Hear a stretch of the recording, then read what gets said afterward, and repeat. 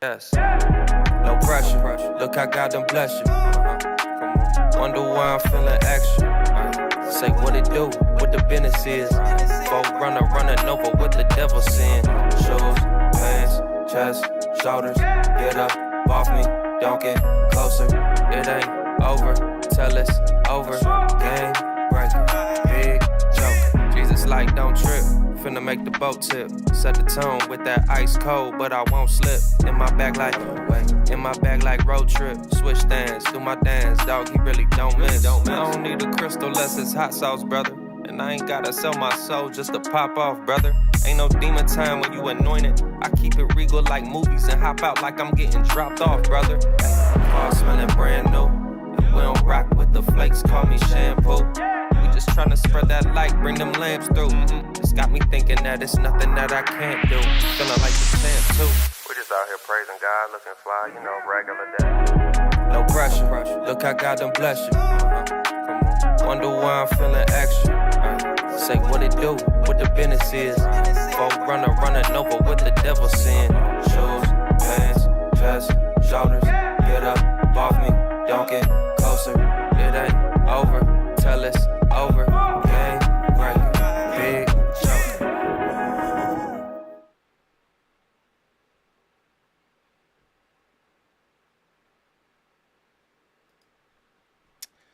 What's up, family and friends? Welcome back to another edition of the Wrap Up Podcast, where we dive into the latest news, sports, and culture. I am your host, Lenny B. And I appreciate each and every one of you for tapping in with me. Big shout out to those that's hitting the like button. That's right, hit the like button. Subscribing, sharing the vibes, commenting, calling in. We're going to have a good show today. Remember to put God first. Let's get to the wrap-up session. What's up, my people? How y'all feeling on a Wednesday? Hope all is well out there. I know we normally do it on a Thursday, but you know we trying a little something. You know, wrap up Wednesdays is what I see is the name out there. So I'm gonna try it out, see how we feel. Got some people in the building. Appreciate everyone for stopping through, coming through for a nice conversation. See what's going on in the world.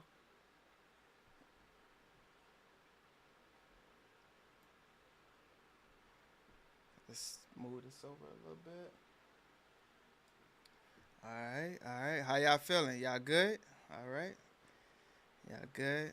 Let's see who we got in the building real quick.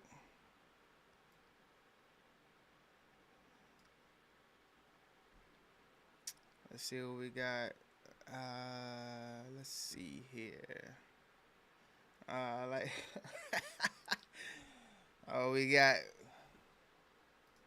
Always gotta have some hate. Always gotta have a little hate. I like it. Let's see here. All right, let's see. We got.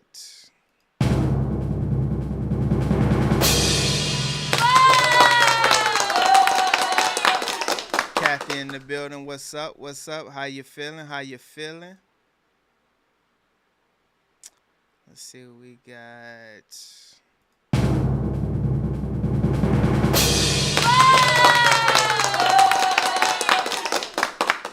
My number one wig supporter out there. Tay, what's going on? How you feeling?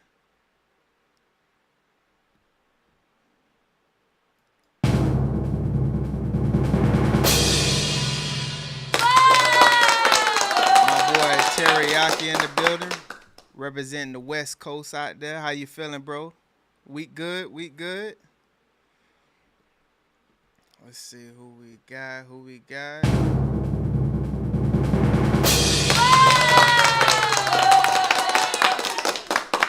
Got Keisha in the building. What's going on? Probably out there skating. Let's see who else we got. Who I ain't called yet.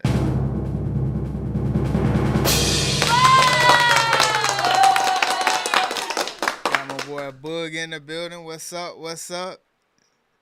Longfellow's finest. Who else we got? Oh yeah, you know we can't have a show without my dog. That boy Reebok Rob in the building. What's going on, bro Ham? Who else we got? Okay. We got a few people in the bleachers. Appreciate you for stopping through. If you can, on the way in, just hit the like button. And let's see, where we gonna start first? Let's start here. Look, we gotta do. I guess we can do top 3 on this. Y'all can hear me all right?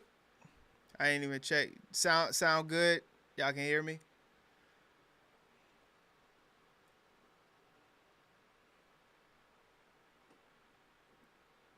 Sound good?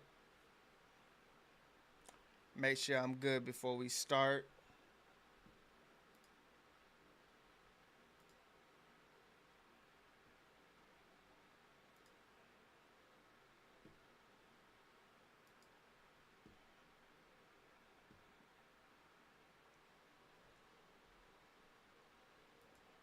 Okay, yep, sound good. All right, appreciate it. All right, so this definitely gonna be a top 3.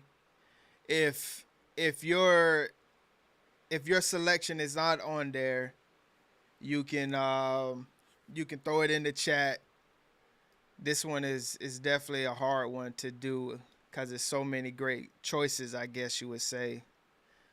So we're gonna start it off with this right here.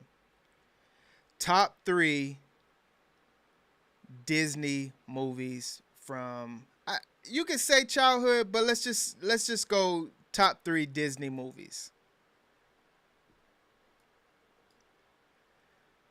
What y'all feeling? Let me see. Let me pull this over a little bit. Make sure y'all can. Yeah, top 3 Disney movies. What y'all feel? Let me throw the chat in. Okay, that's good.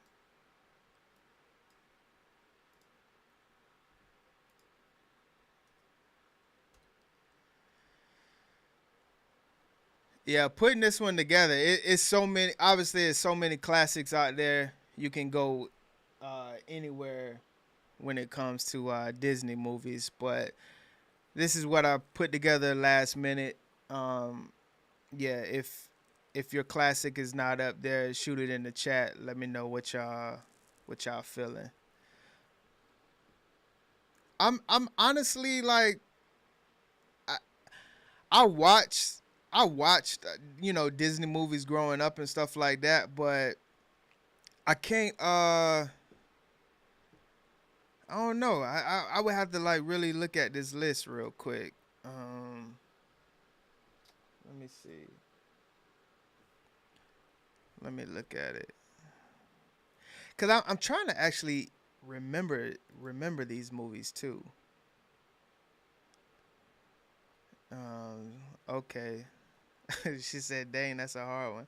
Incredibles, you can't go wrong with Incredibles though. Lion King, of course. Aristocats, yeah, that was. Hold on, did I see? Do y'all remember Oliver and the Company? Was that a good movie to y'all? I thought that was a classic. Let me throw my boy up real quick.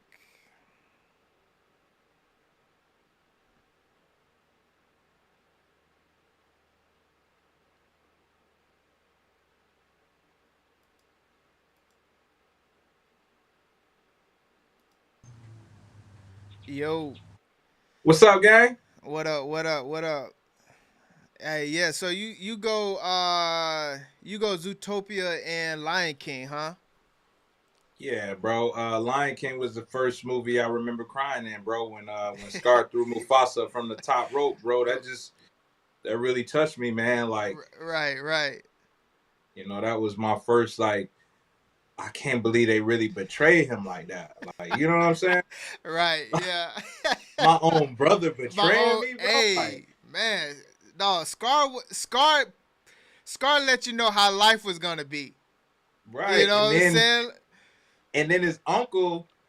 Well, you know how uncles can be. You know what I'm Yeah. saying? You know For real. how uncles For can be. real.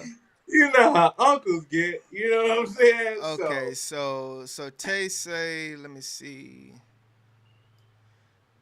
Tay say, why is it like that? Okay, everybody there we rocking go. with Zootopia, man. Zootopia is a Oh, good one, bro. see, I don't think I've seen Zootopia yet.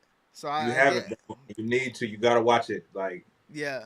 I would say I give you my password, but they just outlawed that. Yeah, you Made- you don't want no problems with that. yeah, Yeah, for they just real. made that illegal. So Yeah.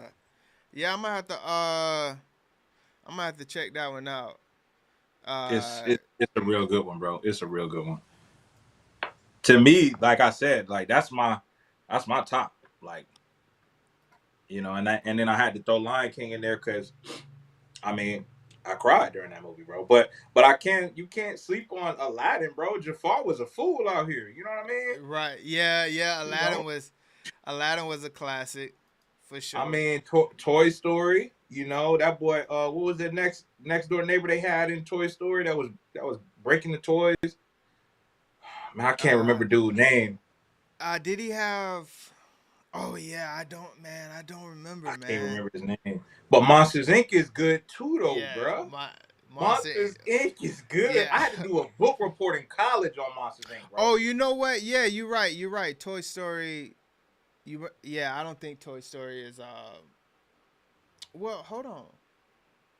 It's Pixar, but I mean Disney bought Yeah, everything. I mean, right. Yeah, Disney bought Pixar, right? Yeah, yeah, yeah. Disney bought Pixar. Right. Because if we're doing that, then Monsters Inc. isn't Disney as well either. You know what I'm Yeah, saying? yeah. So Oh, so everybody feeling Zootopia. I see. I guess I gotta watch that one with the kids. got to watch that one, bro. Like Yeah. it's Zootopia is like. I mean, I'm watching Zootopia tonight after we rap, bro. Right. got it. Hey, got it queued up right now. Got it queued up, bro. Got it queued up. Yeah. You know, Okay. So that's where we at. Yeah. For me, My, Mighty Ducks, yo, that was. Coach But Bombay, the Triple yeah. Dink. Yeah. Right. Yeah. But I guess we would have to I guess we would have to make one like live movies. Like real movies Okay, instead of versus yeah. animation. Yeah. Okay. Yeah, versus the animation ones cuz Mighty Ducks would definitely be That's my top. That's the top of the top. And then number two is D2, Mighty Ducks. You Yeah, know what I'm yeah, saying? The yeah. second one. The Yeah. second one was crazy because they had old boy in there, Kel. No, Keenan. Sorry. Okay. Yeah, cuz Yeah. it takes a lot for me to really watch movies and stuff. So, Yeah. I don't really know too many. I guess that's probably why I'm missing some. But uh I definitely liked Mulan growing up. I was a fan of Mulan. Mulan Um, was the Chinese joint, right? yeah. Like And she fell in love with the colonizer. Yeah. I got you. yeah, yo, blank check. Blank Check was crazy. Blank check. Bro, do you Yo. understand that Blank Check monsters were about to kill this kid, man? Yeah. He had the mob on his head. What was that? It was I don't know if was Richie Rich part of the Disney? I don't know. Nah, I don't know. I don't know. We dig it now. It might, you know what I'm saying? You're right, because they did kind of learn, do everything. Homeward Bound was lit too, but I guess that was right before me and you met, like in fourth grade. That was Yeah. my fourth grade teacher's go-to, bro. Like Okay. anytime I had something to do, She Yeah. would just put on Homeward Bound, so we kind of like we Yo, knew it by heart. Yeah, so Homeward Bound was that movie though. yeah, 100%. Oh, the Parent Trap. Parent Trap was crazy. Yeah. Yeah. Yeah, But yeah, if we go live, then yeah, it would be a whole nother list for sure. I had to yeah. throw that into the Sunday one. But nothing's topping Mighty Ducks, though. I mean, nothing's topping Mighty Ducks. Or where does Little Rascals fall into that? Is that a Delilah. Oh, Darla. It was Darla. It was Yeah. Darla. Yeah. Yeah, let me see. My boy was a simp. My boy was a simp, man. All right. Let's see where we're gonna take. All right, where you at? Well, you about to ruin my week changing up today, man. Yeah, you didn't know what was going on. You ain't even know it. Like, is it Thursday yet? It's Thursday already? Man, I had to call and confirm. Cause I got bills coming out tomorrow, so I got bills to pay. I can't be playing with you jokers. I gotta make sure everything is everything. You know what I'm saying? All right. So, all right, let's go right here first. We're gonna take a trip over to the DMV area. Boy, here we go. That better not. Okay. Better not be roaches. I was gonna say that better not be in somebody's house. That's fine. That's a tree branch. Do you think? Cicadas. Cicadas. Those annoyingly loud bugs that show up every year to haunt your nightmares with sounds like these. 14 states in the Midwest Yeah, will better get a not be in double somebody's portion house. of That's cicadas fine. this That's a tree season branch. in a phenomenon that hasn't happened since the Cicadas. 1800s. Two different groups, or broods, of cicadas will emerge at the same time. According to Science Alert, this double brood won't happen again for another 200 years. These are the cicadas that we'll be seeing emerge in large numbers this year. While on their 6-week mission of mating and laying eggs, these cicadas are anything but quiet, as entomologist PJ Leash explained to WDJT. Say a grove of trees behind us with singing male cicadas, that might be in the range of 70 to 80 decibels, which could be similar to a vacuum cleaner. But if you are really close, it could be more in the range of 90 to 100 decibels, which is really, really loud. Cicadas Hold on real quick.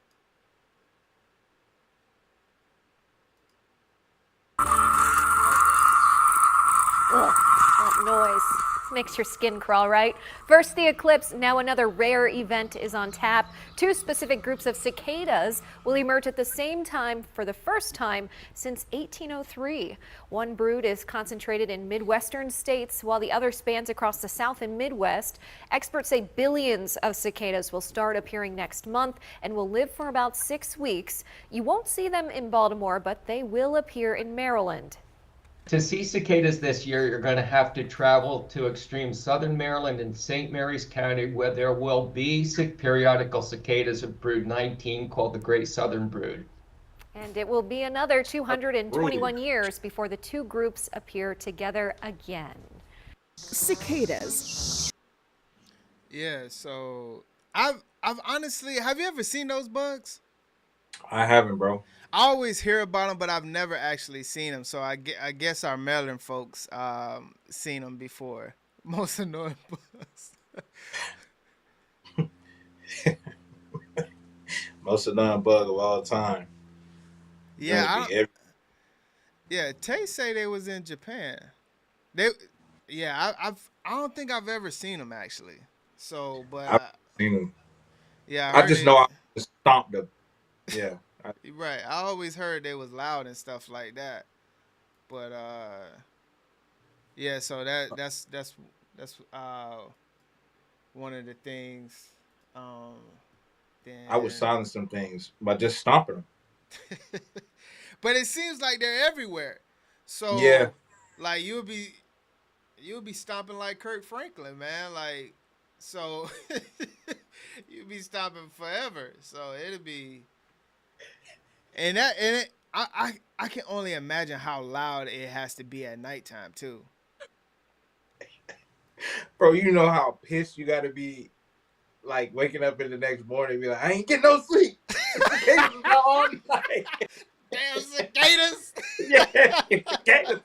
Ain't get no sleep. You know what I'm saying? Your kids slept like a baby. Tell myself, Dad, what's wrong with you? Right. Oh yeah. So books say they all over the place. Yeah, it'd be a Oh, million. so they don't be on the ground. You can't get them. What I look like climbing a tree to, you know what I'm saying? Right. Yeah. So this what Dubai. You know like Dubai is basically a desert city, right? Yeah. So they got hit with some rain, and I wanted to showcase that. Flooded it. Yeah. Our next story is about Dubai. It's flooded. The desert kingdom receives sparse rainfall every year, but yesterday was quite different. It was the wettest day in Dubai's history. So much so that the city received a year's worth of rainfall in a single day. It paralyzed the whole of Dubai. Highways and malls were flooded, flight operations were suspended, schools were closed, and at least one person was killed. So what led to this torrential rainfall in Dubai of all places? Is it climate change or something else? Our next report tells you. Luxurious skyscrapers, desert landscapes, and world-class infrastructure. Dubai is known for a lot, but if there's one thing it's not known for, it's rain.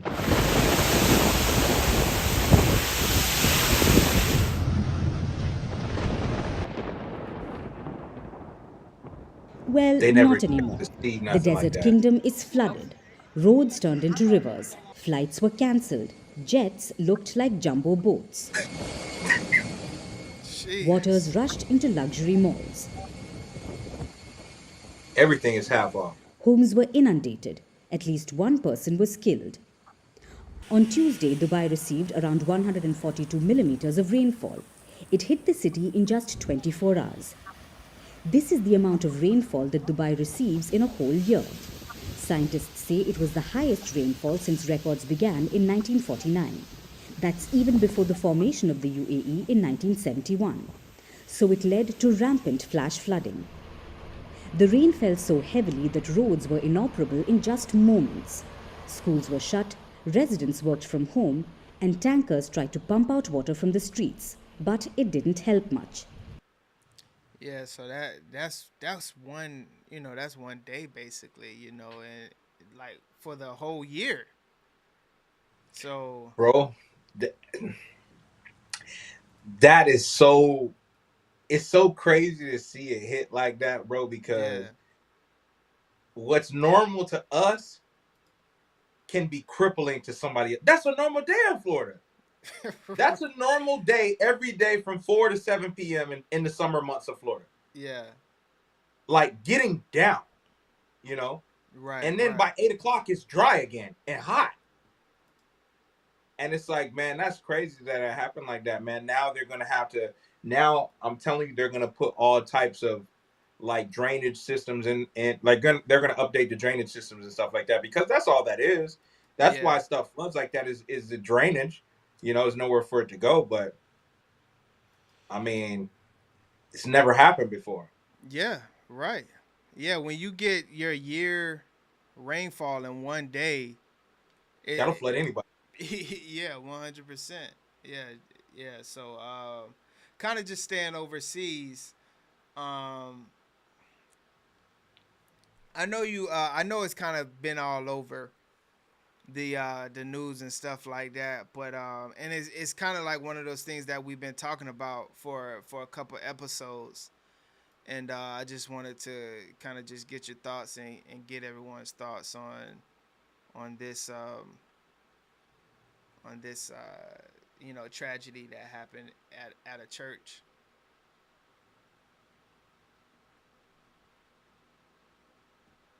واشقيلو قمتريشا و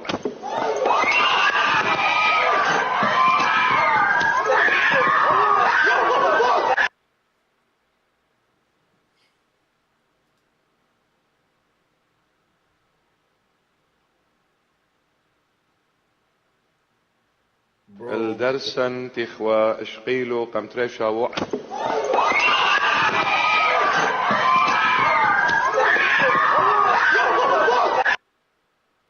It's kind of wild that they let Buddy run up on him like that, though.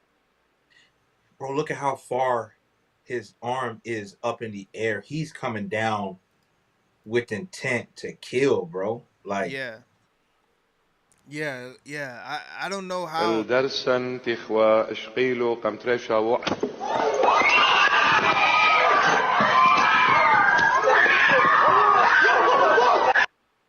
Dang.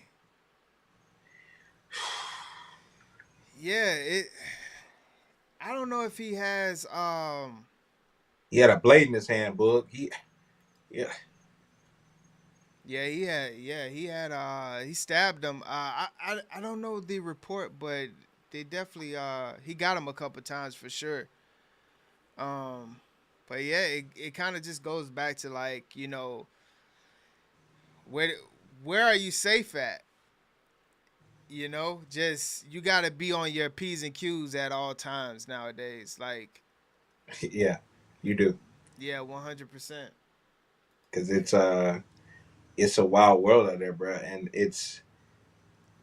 I just want to know, like it's one of those situations where it's like, all right, you swinging that knife at me. Like, Yeah, I wish he I could survived. just move.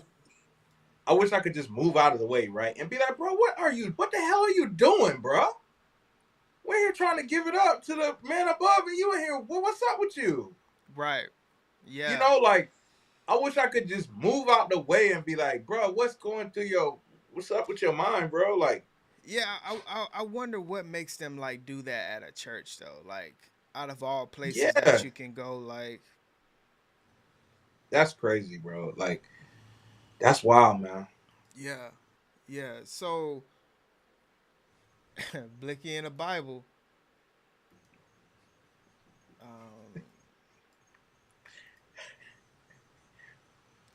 So, and then, like, you know, because we've been talking about, you know, Blicky and Bibles for, you know, a couple episodes, and Pistols and pastors, yeah. Pistors and pastors, and kind of another thing that we was kind of talking about too is, you know, how fathers kind of get the blunt, you know, the blunt end of the stick when it comes to child support and you know, women breaking up the family, and we really don't have our you know, say so. And it's just out of our hands when it comes to, like, if the woman keeps the baby, or, you know, anything like that. But as we say that, you know, it's a system and things like that. If it kind of came to where you didn't come out how the situation wanted to, right? You wouldn't want to, like, do harm to the, you know, to the mom or nothing, right? No. Or even to the baby. Nah, bro. Like, you know, I lost. Right. Okay. Yeah. So take your L and live in peace. So Buddy right here, he didn't take his L lightly, and yeah, let's check this story out. Welcome back. New developments in the case of a father convicted of trying to murder his newborn daughter. He told police he put antifreeze in the child's milk because he did not want to pay child support. A judge sentenced that father to 50 years in prison. Taisha Fernandez is live in South Fulton, where she spoke to the lead detective in this case exclusively today. Taisha, this was a tough case for investigators, and I know for you as well to cover today.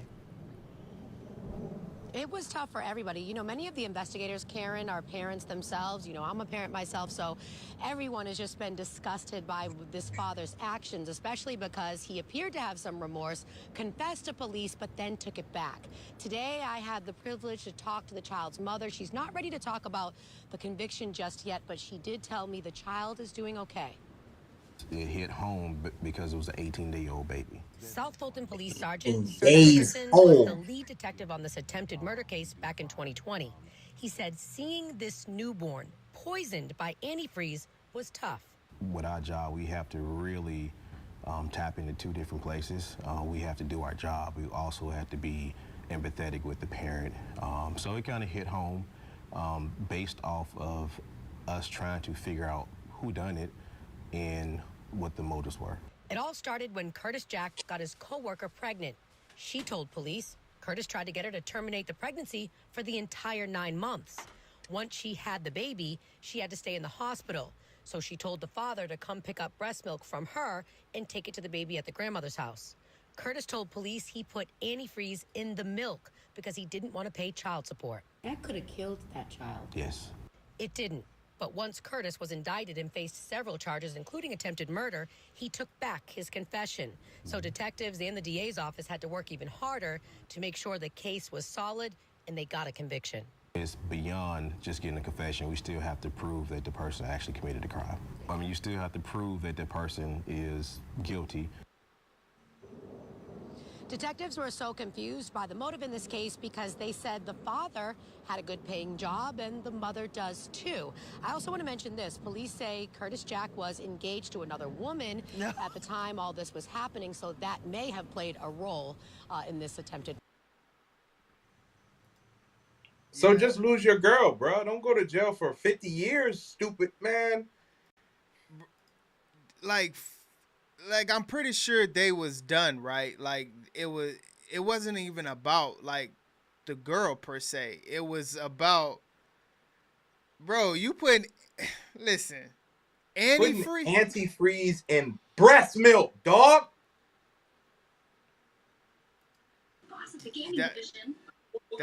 That's wild, man. What up, bud? Antifreeze, bro. Bro, antifreeze? Like, enjoy that 50-piece, big guy. Dog, 50. They finna tear your butt up in there. Enjoy that 50-piece, man. That's crazy. He dead wrong. Now, what they did say is that I guess he told her that he wasn't ready to be a dad or whatever the case was. He begged for 9 months for her to terminate the pregnancy, but that's way too far, brother.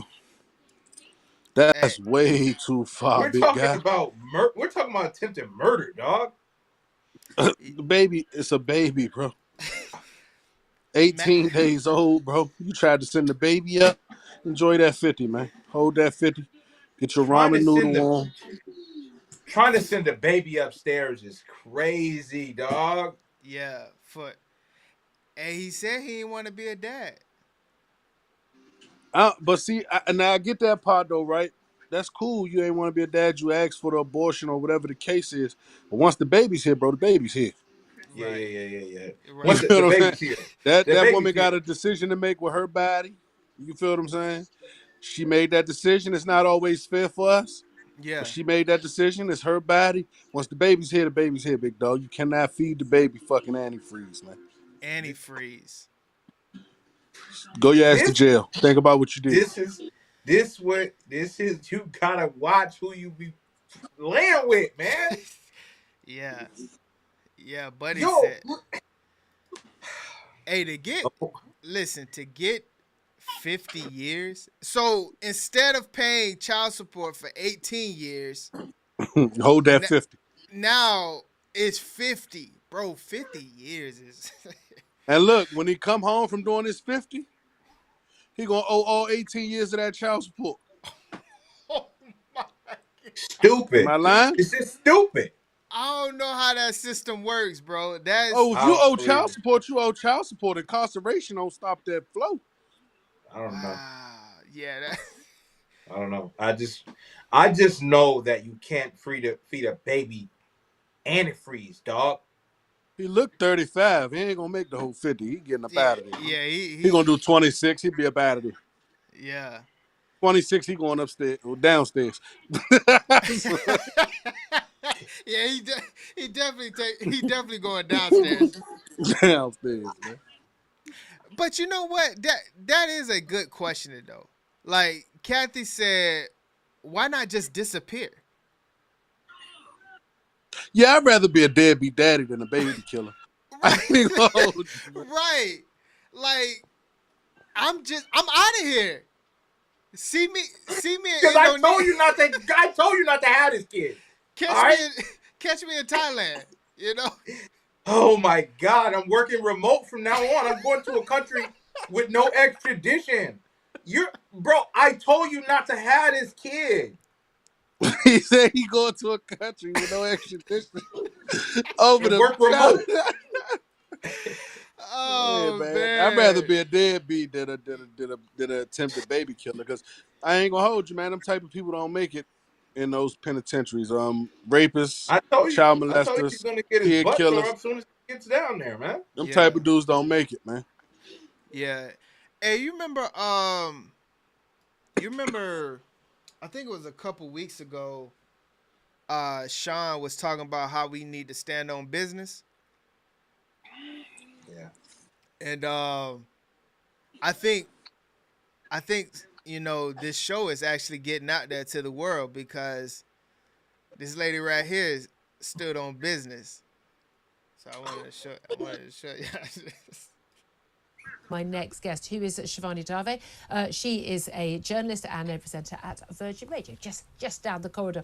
Good afternoon to you, Shivani. Good afternoon, Julia. Thanks. You know my pronouns are they, them. How are you doing? Yeah. Thank you for telling me your pronouns.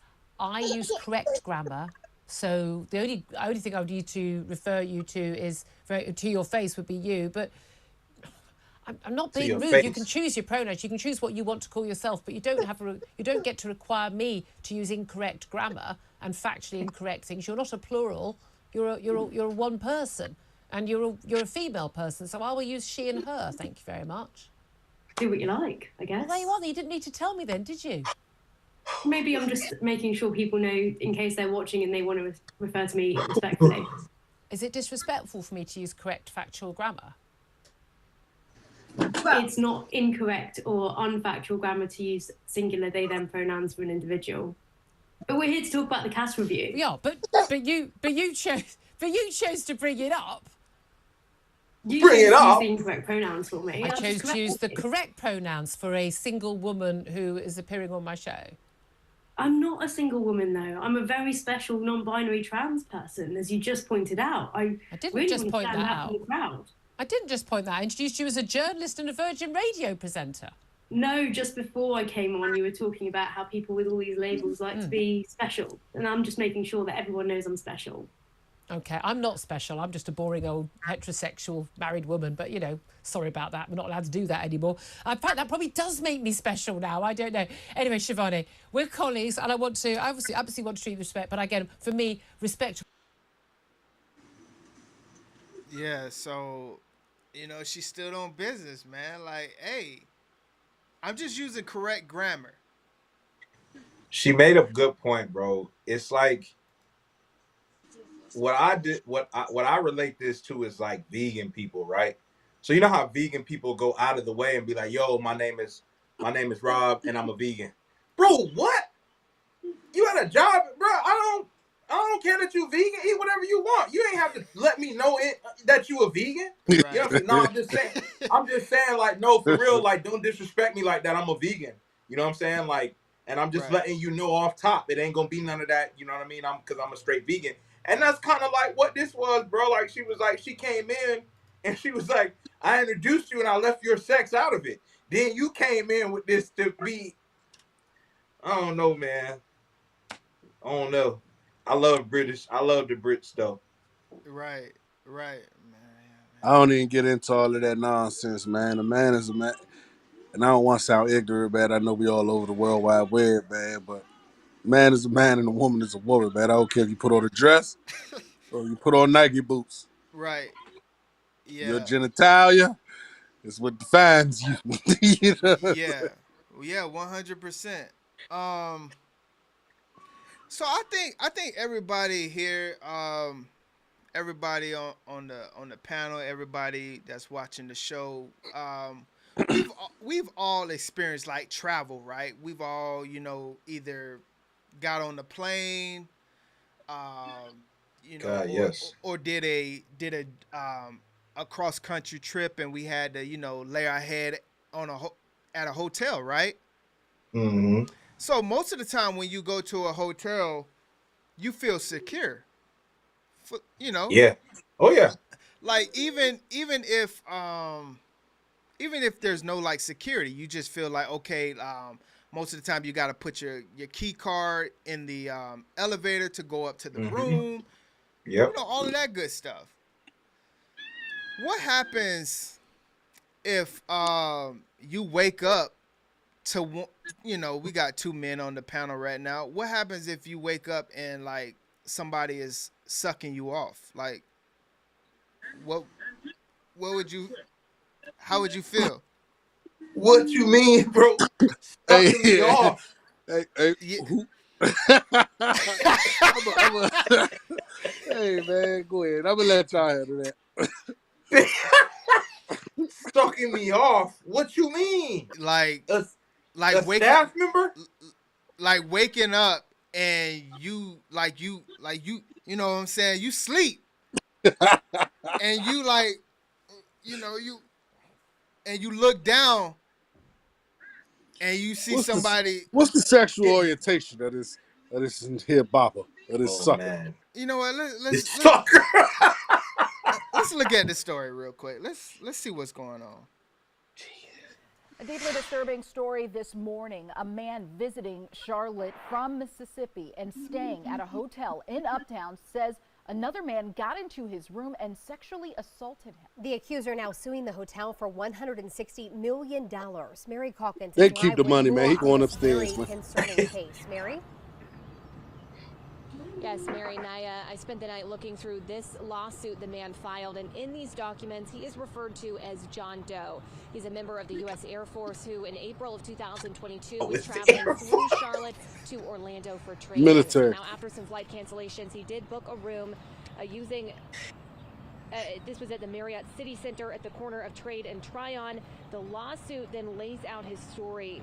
He said he went to sleep in his room and did not realize the self-closing and self-locking door to his room were not functioning properly, and the door to his room did not properly latch shut or lock.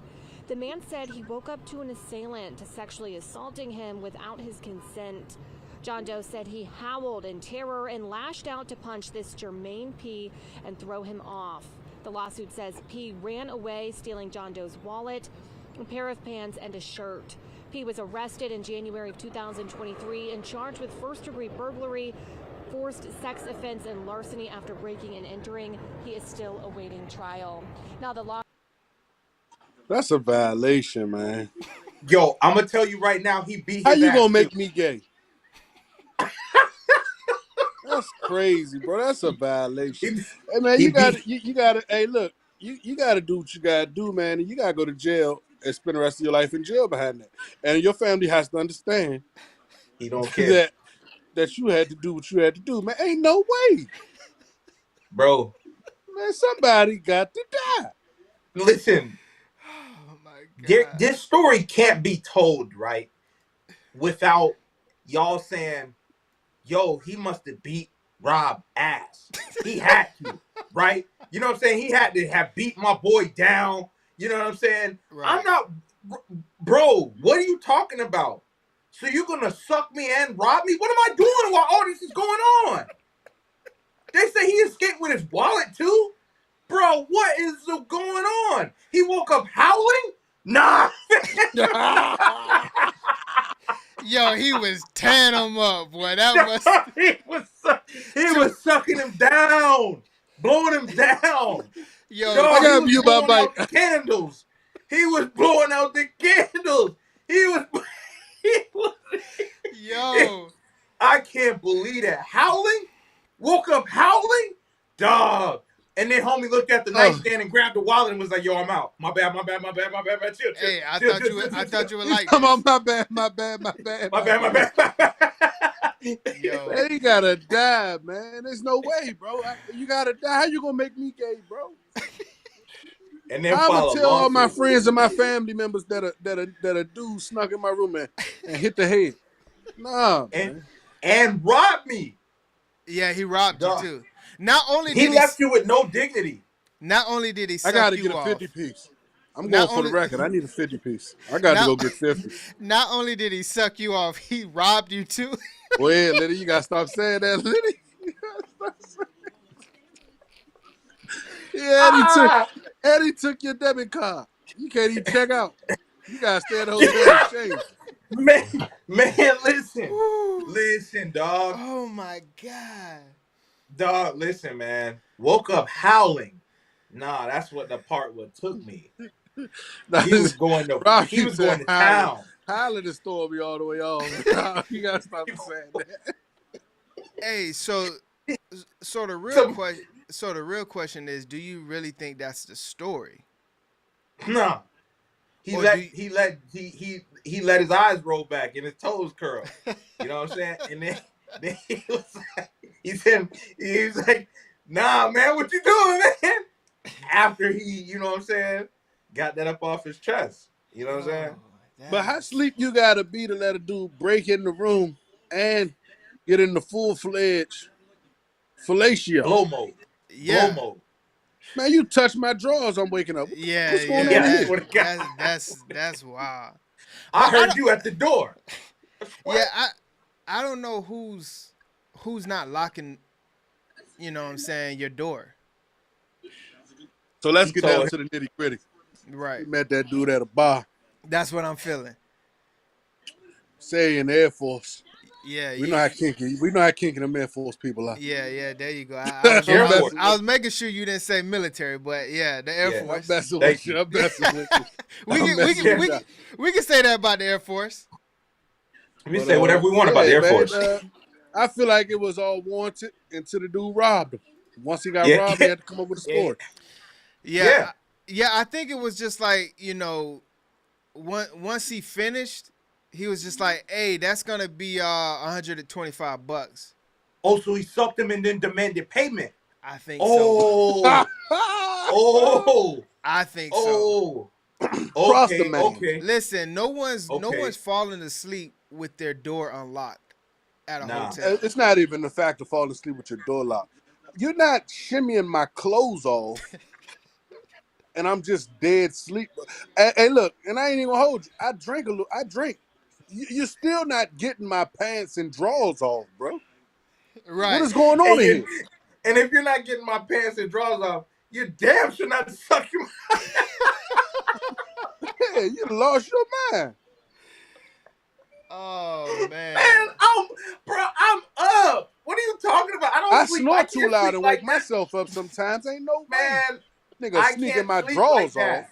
Yeah. Come on, so, man. I mean, but like realistically, like if the story is real, it would have to be like, as we've been kind of covering, you know, the U.S., it's a mental issue that's going on in the U.S. We can kind of agree to that, right?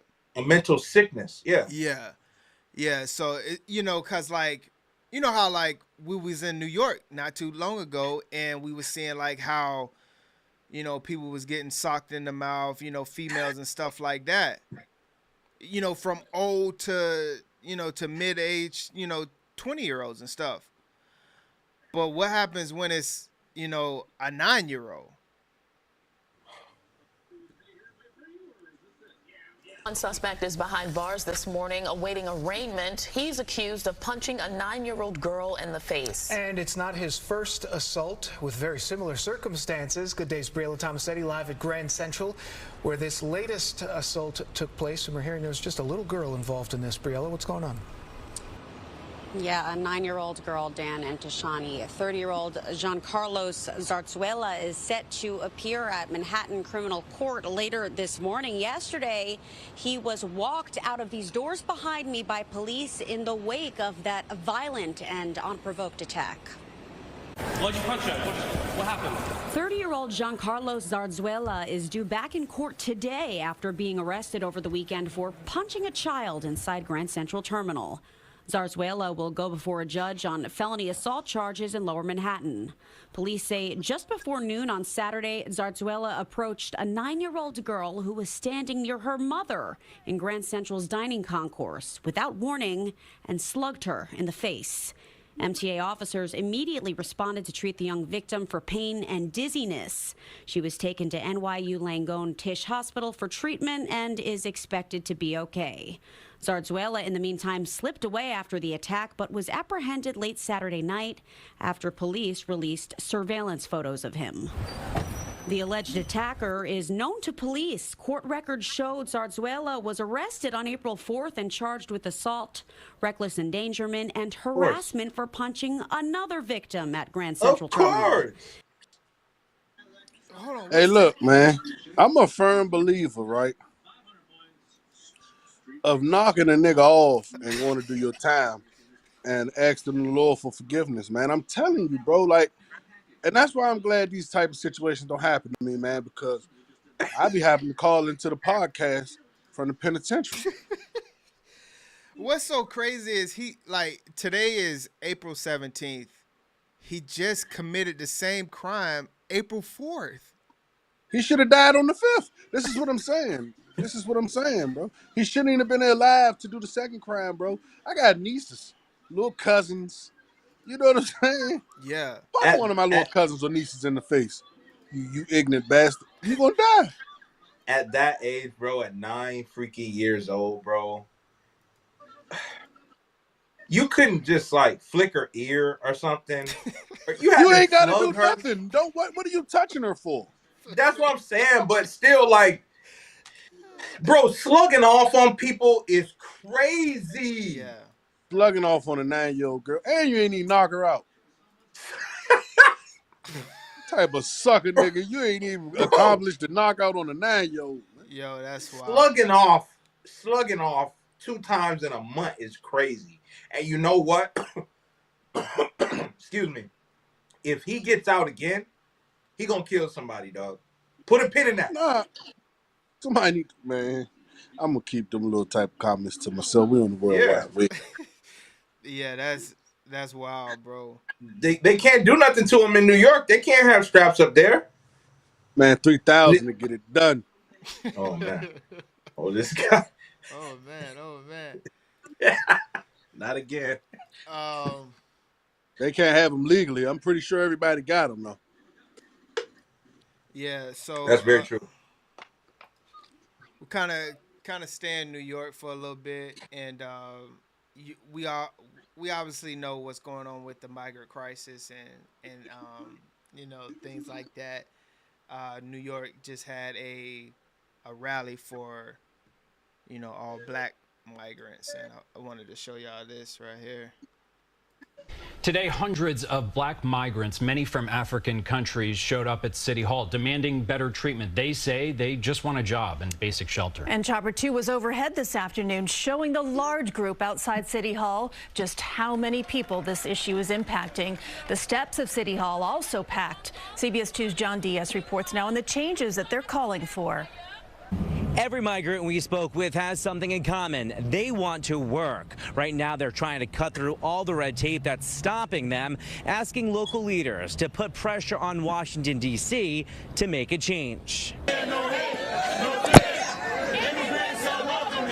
As dozens rallied on the steps outside City Hall and hundreds showed up in support nearby inside the council chambers, tears were shed for all black migrants impacted by what advocates are calling unfair treatment. They are here to show you that they belong and that they are here and that they should not be erased.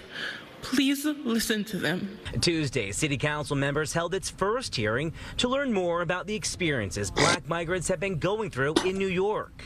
Black migrants have reported verbal and physical abuse due to the color of their skin. Federal immigration laws are either slowing down the process for these migrants to get working permits, or depending on what country they come from, it makes them ineligible. But when they give our work permits, we can work and take care of ourselves. Governor Kathy Hochul has tried to speed along the process. These migrants are also up in arms over language access barriers and temporary shelters, saying 30 days isn't long enough. This mother and her 2 kids have been staying at the Humanitarian Relief Center at Floyd Bennett Field, but she says the city should be providing more assistance. What I expect to have like a help from American people, I did not see that. The Relief Center continues to be a point of contention for Republican Council member Vicky Palladino, who says the city is already giving the migrants too much. This is absolute insanity at its finest. And most migrants we saw out here today were young men, but also we saw some families, including children and even some infants. I got a question. Are these migrants legal? No, so some of these, Hell no. yeah, these are just asylum seekers that some of them came here, you know, through the legal system, but some of them are, If you want to work you know, in America, if you want to work, it's a process that you got to go through. If you're illegal, you got to go through the process of doing all the proper paperwork and documents to make yourself legal, but then you can work. You know what I'm saying? There are plenty of people that other countries that do it the right way. Not trying to be funny, they do it the right way. They get all their documentation and their paperwork, and they have jobs. My father-in-law my father-in-law was born in Guyana. You know what I'm saying? My mother-in-law was born in Trinidad. They don't got no problem finding work because they did it the proper way. Yeah. Right. Right. Yeah. I don't know, bro. I don't want this. I want them to stop doing this media trick of trying to like separate black migrants from everybody. They all migrants, bro. You know what I'm saying? And the only reason why I'm not cool with it, bro, is because if I took my American ass over there, bro, they would be the same way. They'd be like, get out of here. You American black, get out of here. You know what I'm saying? Like, you don't belong here. Why do you want to work here? Get out of here. Get out of our country. This is our country. And it's like, damn, man, I just want to be here and work. And it's like, now you see how it feels, you know? So it's like, I can't do that. I can't just go to nobody else's country, bro. That's your homeland. America's got a hard enough time finding work, man. You know what I'm saying? That trying to be funny. Actual born and bred Americans have a hard enough time finding work. We ain't trying to hear that nonsense. I don't have no sympathy for it, bro, because it's people that was born here that's struggling and having a hard time finding work, and you don't see them on the news crying. Figure it out. I know that sounds real harsh, but it's not harsh. We can't help immigrants until we clean up our streets. You know what I'm saying? If we had zero homeless, I would zip it. You know what I'm saying? Because we got zero Americans are homeless. I would zip it. If zero Americans were and why hungry, do they keep? I would zip it. Why do I keep seeing stories about these people having all this? Exactly, and I'm with you right there, Rob. How do I keep seeing stories about these people having shelter and meals, and we have homeless that's born and bred here? Homeless vets, homeless regular civilians, just homeless, period, in America that don't get this board and food regularly. You feel what I'm saying? Yeah, regular old American junkies, man. They like, look, they're junkies, but they're American junkies, bro. Like, come on. Yeah. Let's take care of them. Out of O'Hare Airport this week. So, you know, we kind of been following this week the protests that have been going on with the wars that's happening overseas, and I kind of wanted to highlight the protests and what's going on at USC right now. So let's go here in Chicago first.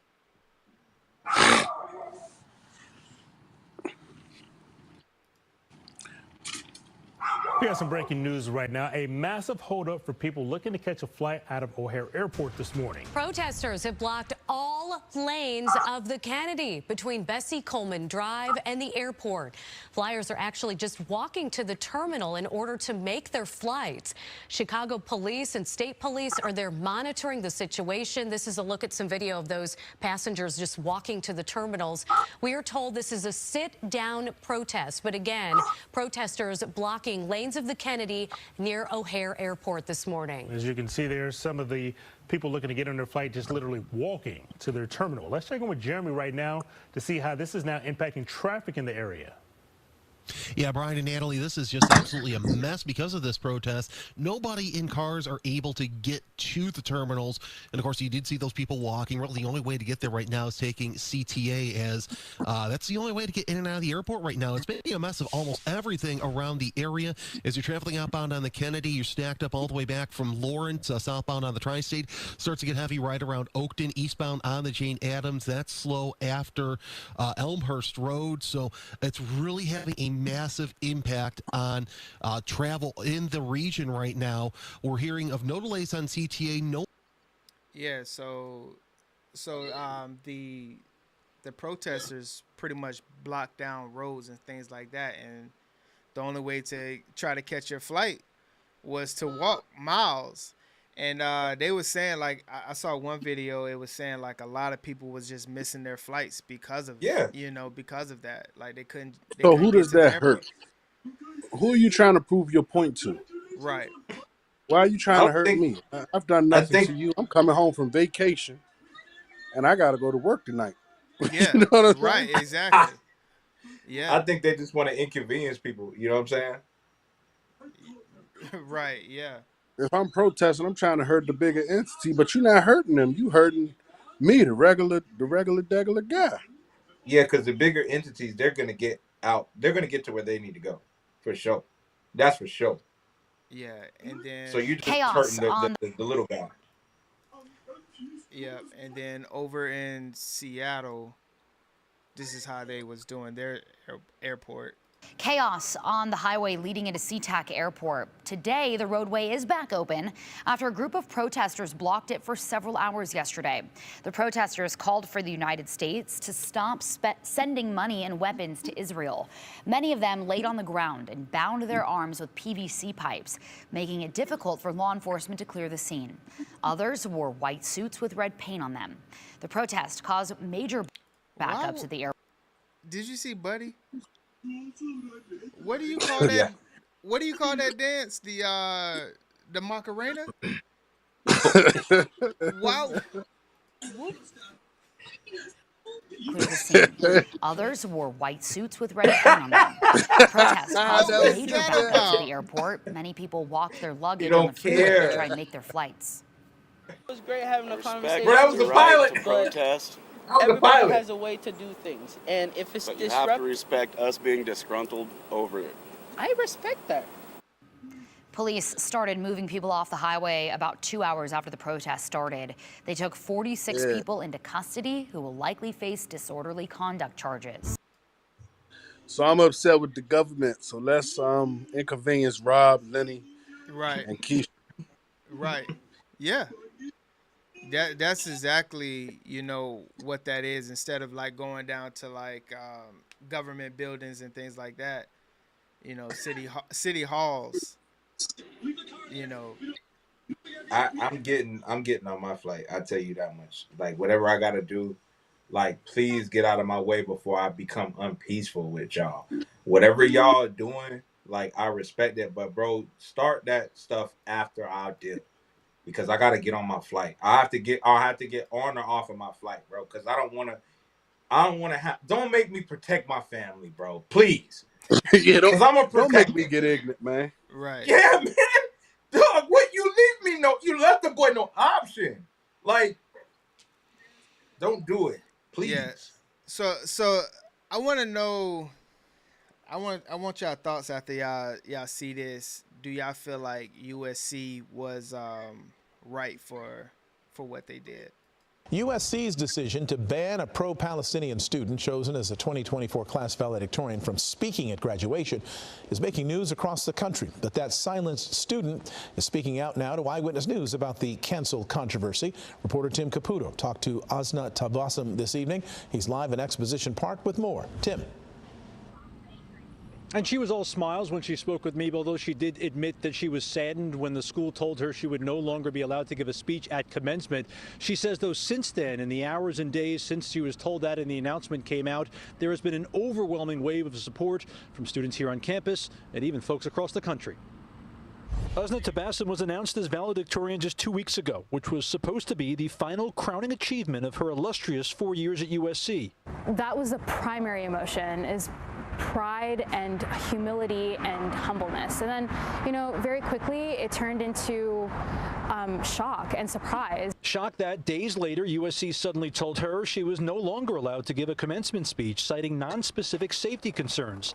Tabassum, who's Muslim, isn't accused of doing anything or saying anything to incite violence. Instead, it was links and likes to pro-Palestinian posts on social media that led to some saying she was propagating hateful rhetoric against the Jewish community. We sat down with Tabassum on campus today, and I asked her if she regrets any part of her very vocal activism. Absolutely not. I stand by exactly what I stand by, and I don't believe it's ironic for me to minor in something called resistance to genocide and then speak out on it and then be revoked. Student activist group Trojans for Israel have been equally outspoken about their concern that Tabassum was selected to speak at commencement, considering her post to be at a minimum divisive. Because explicitly in her bio, she states that she calls for the abolishment of the state of Israel, which is complete anti-Semitic. And that makes us Jewish students at USC feel unsafe, unheard, and targeted. The school's decision to cancel Tabassum's speech has the entire campus buzzing. Mostly about how big it's gotten. They're choosing their financials over their principles. The biomedical engineering major says it's not lost on her that this controversy, at her expense, is precisely the kind of discourse that should happen at college. When people are using this particular issue as a way to discuss issues of free speech, of security, of First Amendment rights and right to expression, of racism, of hatred, of ideological debate, that's exactly what a university is supposed to do. You know, that is exactly how we learn as college students. Yeah, so they basically banned her from giving her, you know, speech. Do you feel like that's valid? No, it's not valid, bro. That's like y'all telling me after I done went to this biomechanical school for 4 years and got my degree, and Boog is a Maryland fan and you are a Miami fan, and y'all are like, nah, we're not letting the Florida State fans speak. No way. Right. No way we're going to let you, like, perpetuate this Florida State bull crap. You're not doing it. So that's exactly what that is. We all have different beliefs. Bro, unless she gets up there and, like, gives, like, a full-on speech about that, yeah, bro, let that girl get her rocks off, bro. She's the valedictorian. You can't top that. You know what I'm saying? Right. I'm the top of the top. Ain't none of y'all smarter than me. Right. Summa cum laude, all that. No, I'm the valley, baby. You can't top that. I'm as good as it gets. Now let me say my piece out here. They only give them like 3 minutes, right? So let her get her 3 minutes in and go. Like, it is what it is, man. But Jewish people have historically found ways to be mad at whatever, bro. Like, it is what it is, man. Right. Shouts out to my Jewish people. Shouts out to my Palestine people, man. I'm gonna agree with Rob on that one, man. I'm with Rob. Yeah. I don't want to touch on it because I don't want to say the wrong thing. We're on the World Wide Web, but I'm with Rob. Yeah, I think it's like a fine line too, because like she was kind of you know, linking herself to certain links. Yeah. But at the same time, it's just like, because we do know that she was gonna get up there and highlight something about try and start something. You know, so I can understand it from that point of them, like, hey, protecting their brand. But at the end of the day, like, is it lawful for them to do that? Which most likely is not, because they're violating. yeah, they're definitely violating her rights. Yeah, I You don't think gotta it's just fair. Let's put the go shoes ahead. on another foot, right? Yeah. Let's just change the race, religion, and everything, and just put the shoes on a whole nother foot. Would it have went down? And would we be like, Oh, so you're I asking understand? would they stop a white Jewish lady? Hell no, they wouldn't, bro. They would let her get nah. They're gonna let her get her rocks off, right? 100%. It's tough when you don't agree with it. You know what I mean? Yeah. So when you don't agree with it, it's easier to be like, nah, just be quiet. They should let her go up there. They should have a talk with her before. Be like, hey, look, man, you the top of the top. We'd look crazy if we didn't let our valedictorian speak, right? So go ahead up there. But I'm telling you right now, as the president of this university, as soon as you start, you know your mic is getting cut. All right? So, yeah, go up there, but please keep it about academics. Please. You know what I'm saying? And Trojan pride. Keep it about that stuff. You know? Right. As But soon why? as you go off the Why do I rail, need to keep it about academics and Trojan pride? I have freedom see of your mic's speech. getting cut. Your mic's getting cut. Your mic's getting cut. Yeah. Your mic's getting cut because I want to be on the right side of history. And you know who's on the right side of history? The middleman. You know what I'm saying? So I could Euro either way. You know what I'm saying? Just I don't know, man. But for them to say, nah, you can't go up there at all, nah. Nah. That's not right, man. She the valedictorian. I'll be so pissed if I'm the valedictorian and I can't say my speech because of my beliefs, bruh. What? I done paid all that money for my child to go to school, and she the valedictorian. Yeah. You Right. ain't gonna Yeah. give her a speech. Right. Yeah, that's hard work. That's hard work. Sure. It's hard to be the valedictorian at Eastern Florida, bruh. Like, bruh, come on. Right. Bruh. You can't do that to people, bruh. She deserved her spotlight. But your Yeah. spotlight will get cut short the moment we hear about any type of, because this is supposed to be your victory lap. Like, you know? Yeah. Yeah, kind of like speaking on colleges and trades and stuff like that. And you remember how we were speaking on tuition forgiveness, and We were speaking on it. You weren't speaking on that. yeah, so and we also was talking about how Gen Zs are, they're kind of lazy. What are some other adjectives we were saying that they need to kind of understand it from, we were speaking on it from that they need to understand like trade school and things like that, right? A couple episodes, Yeah. right? Yeah. So a Wall Street Journal report came out, and they're kind of labeling Gen Zs as the tool belt generation. And I kind of wanted to get y'all thoughts on this right here. More and more Gen Zers are saying no to four-year colleges and universities and saying yes to traditional trades like welding and plumbing. A new article in the Wall Street Journal explored the reasons behind Gen Z's move to become the quote-unquote tool belt generation and how they could be the solution to the shortage of skilled workers in the United States. The author of that piece, Wall Street Journal reporter T-Ping Chen, joins us now to talk about it.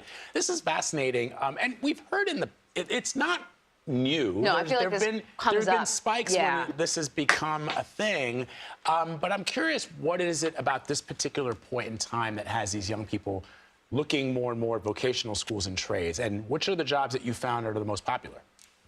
Yeah. So first of all, college is expensive. It's been getting more expensive. And for generations, we have had this idea of college for all. That has really been something that, we've pushed on a lot of students to think that you've got to go to college. And if you don't, there's no real alternate path to success.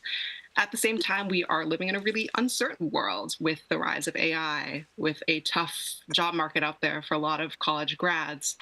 We're seeing a lot of employers do things like drop their college education requirements as we face sort of a skills mismatch in this country. At the same time, we're seeing Figures like, for example, there was a recent study out by Burning Glass Institute and Strada Education Foundation, which found actually that among college graduates, half of them are actually working in jobs where bachelor's degrees aren't even needed. And so, not surprisingly, all that is conspiring to create a feeling of skepticism. Do I need to go to four-year college to be successful? Do I want to take on that debt? Is it the only path? Are there alternate paths? A six, but it's actually at the highest level. And that's the, if you look at the National Student Clearinghouse started tracking this data in 2018. Wow, that's you really, asked. Sorry, go ahead. No, this is also fascinating. Go ahead.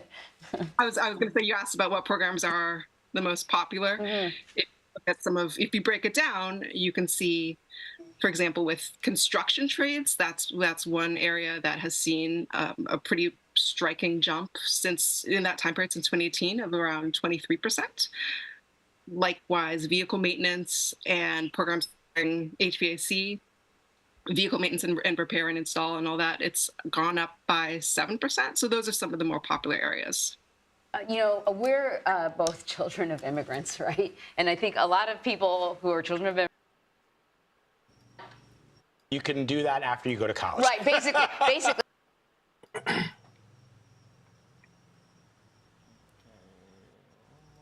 Skilled trades. But at the same time, you see around 3/4 of them also saying that there is a stigma associated with going to trade school versus a four-year path. That said, I would say that that stigma is changing when you speak to high school counselors across the country.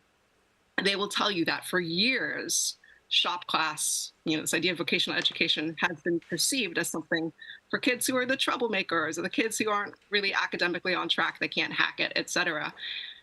But there has also at the same time been rising, new technologies, whether it's in robotics or new machine tooling technologies that have come online that are in many cases helping change the.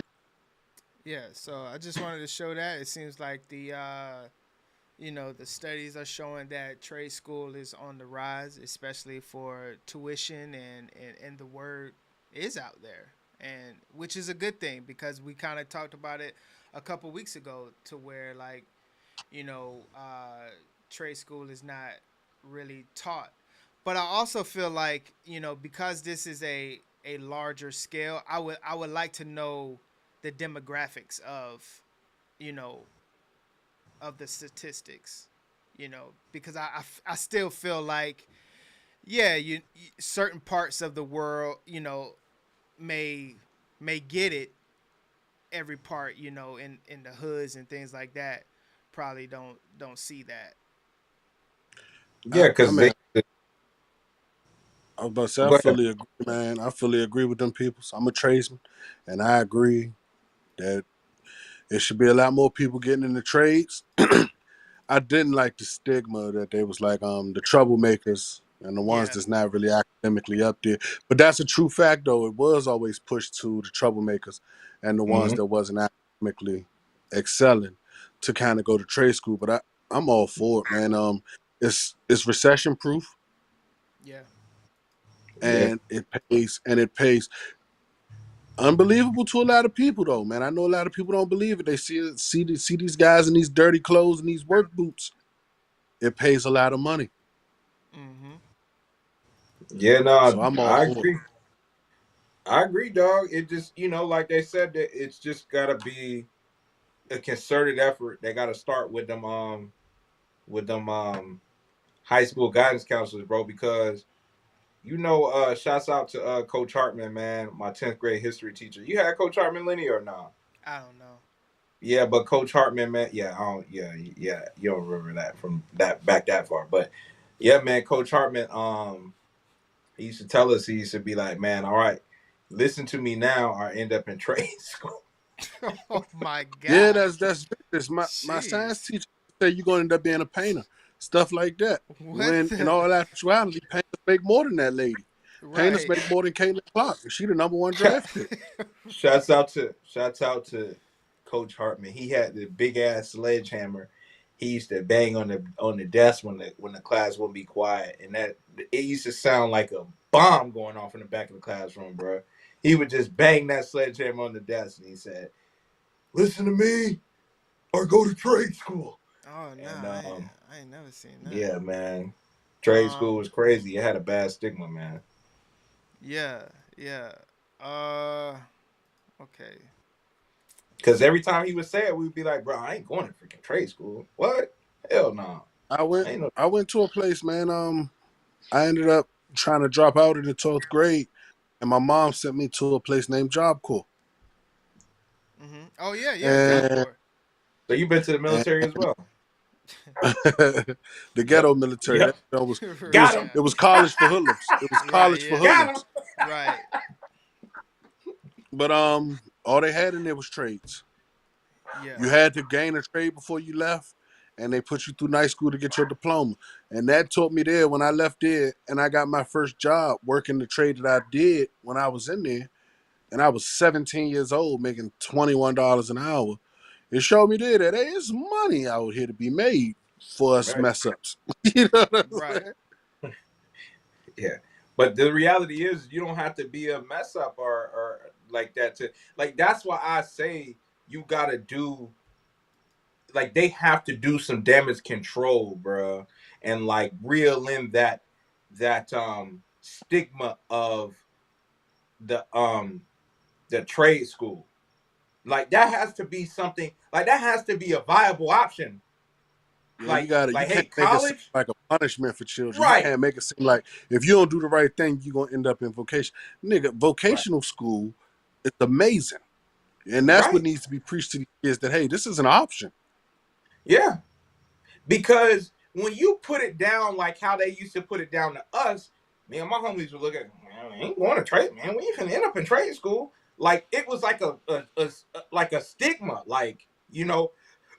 So if you spit it and you like, if like, hey, y'all could go to college, y'all could. There's plenty of things y'all could do after school. You go to college, you go to military, you go to trade school. All three are good options. You got to figure out what's gonna work best for you. What do you like to do? You know what I'm saying? Too often we go to college because that's what the world says to do. Bro, I hate school. You know what I'm saying? And you want me to I go just been in school since I was 4. You want me doing some more? Yeah. Come on. Now you want me to pay for it too? Right. Come on, man. So it's like Ain't nothing like paying for something you don't want to do. Kids make you go to Disney World. Yeah. Paying for something you don't want to do. Yeah, I ain't with that Disney World. I can't do it.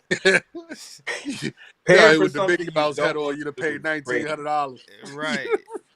Yeah. All right. I'm trying to see where I wanna.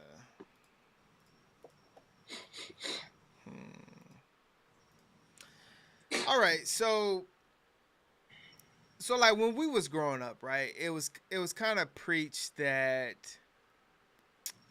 we was going to, you know, get a good job, you know, go to school, get a good job, you know, get married, have kids, all of that type of stuff. But the kind of like the basis of it was like you was gonna have kids. Like I think most of us never felt like we was going to like not have kids, right? Yeah, always. Yeah, always felt like we wanted kids.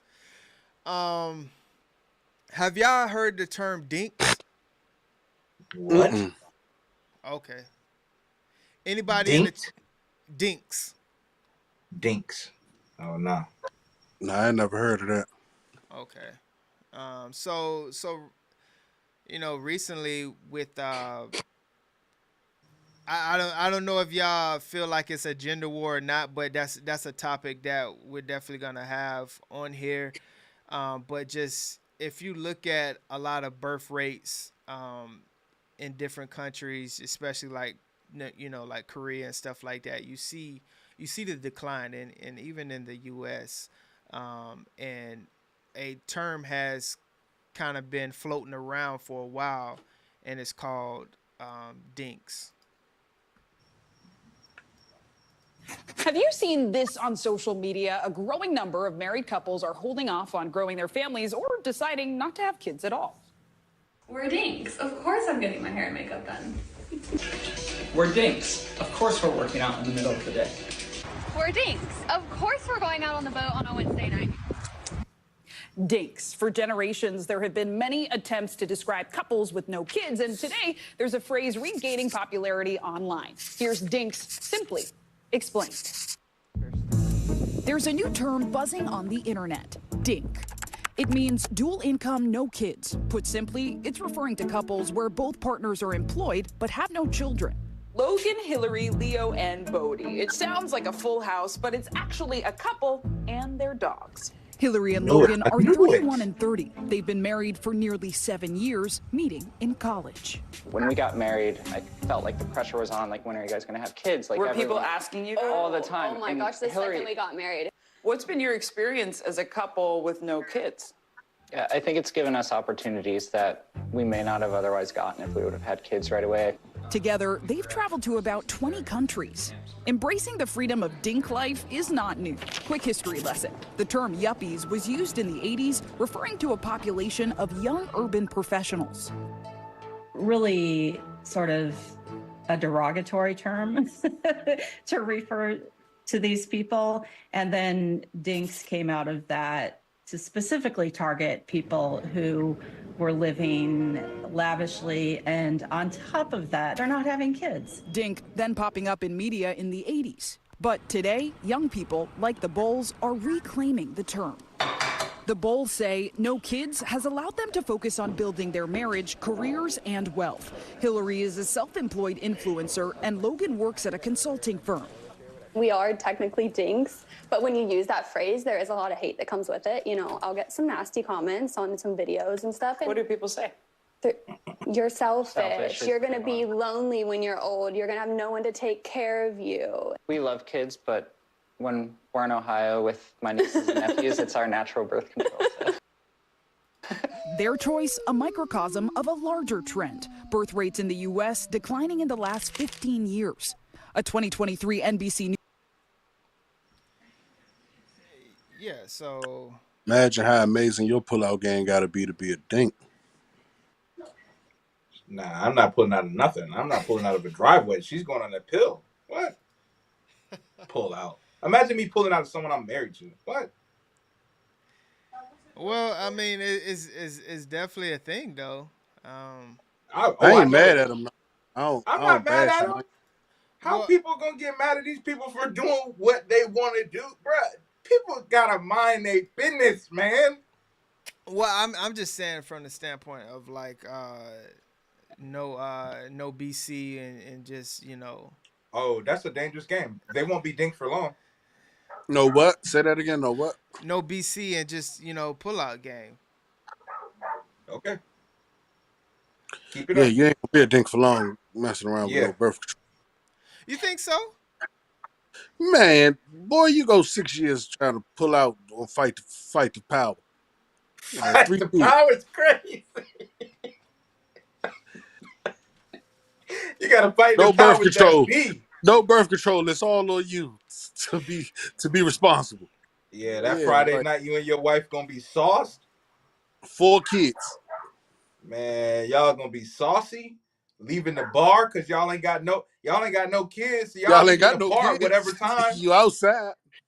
And you looking at her like, man, I'm finna bust in this thing. I'm finna bust in my wife tonight. You know what I'm saying? Finna shoot Man, the nah. club up. I'm busting in my wife About to tonight. shoot the club up, boy. That's all it takes is one time. But you know, I can't get mad at them if they. I Nah, don't I ain't mad at understand them. why You they gotta live your life how you want to live it. live your life how you want to live it, Boog. Why they mad at them, bro? 2 Like, incomes, no kids. Build that money, man. Stack that paper, go on them trips, man. we live in lavish, baby. Cry to your mother. Do what's best for you. Cry, Whatever makes you. cry to somebody else. Lenny in there trying to debate on how he could become a dink. He ordering a double tall water. Right. Yeah. From his producer. His producer, man. Ain't no way I'm gonna let someone shame me for having kids when I can afford it. Like, what are y'all talking about? Let me ask you this. So from the dink lifestyle, do you feel like, and don't give me that kids are the greatest thing ever happened to me thing. Are you okay with the age and where you was at in life when you had kids, or would you keep it the same, or would you not have them, or would you wait? I would not have them. Okay. I'm so uncomfortable. I'm so uncomfortable in the age and where I was in my life when I had my oldest son. Okay. But would I change it? No, because having my oldest son made me a better person and changed my life for the better so that I can actually raise these other ones. But if I had to choose, I would start at the second one because I was already in my motion and kind of got my Start at life the together. second one is crazy. Not trying. See, I hope you ain't hear that. I hope you ain't hear that. No, but I would start at the second one, man, because I was already in the floor, like getting my career life going and becoming a better person and changing my life. I had 2 kids before 30, and my dad tapped me. Little Rod was born. He said, "Yo, 2 kids before 30. I mean, you sure you know what you're doing?" I'm like, "Yeah, Yeah, I man. had 2 before 32. I had 2 before 30. I don't. I. Man, yeah, I would go back and take it back and wait till I'm ready, bro. Like, yeah, for their sake. You know what I'm saying? But can you say for their sake? Because if I go back and take back my first, Lord knows where I'd be. Without that responsibility. You feel what I'm saying? Right. Lord knows, man. We talking to a whole different person here. Yeah. I think about it from the standpoint of kind of like what you know, where you at. Like it's tough, but I would say I would probably wait 100%. But it all has its benefits or positives on either side. Like if you wait, you're better. Hey. You have more wisdom. You're in a better financial place. You kind of understand life a little bit better. But also too, it's just like. Let me ask you a question, Yeah. Robin Lynn. And I don't want to hit this. My kids is my world stuff, like you said. You'll never hear that from me. As in, like, if you could back it all up and just be a dink. Dink me, baby. Yeah, yeah. So like I'm saying, like I would wait 100%. I don't think I would ever get to the point where I don't want kids. No, that's. I don't I'd think be a single income, no kids. Yeah. I think I would probably wait.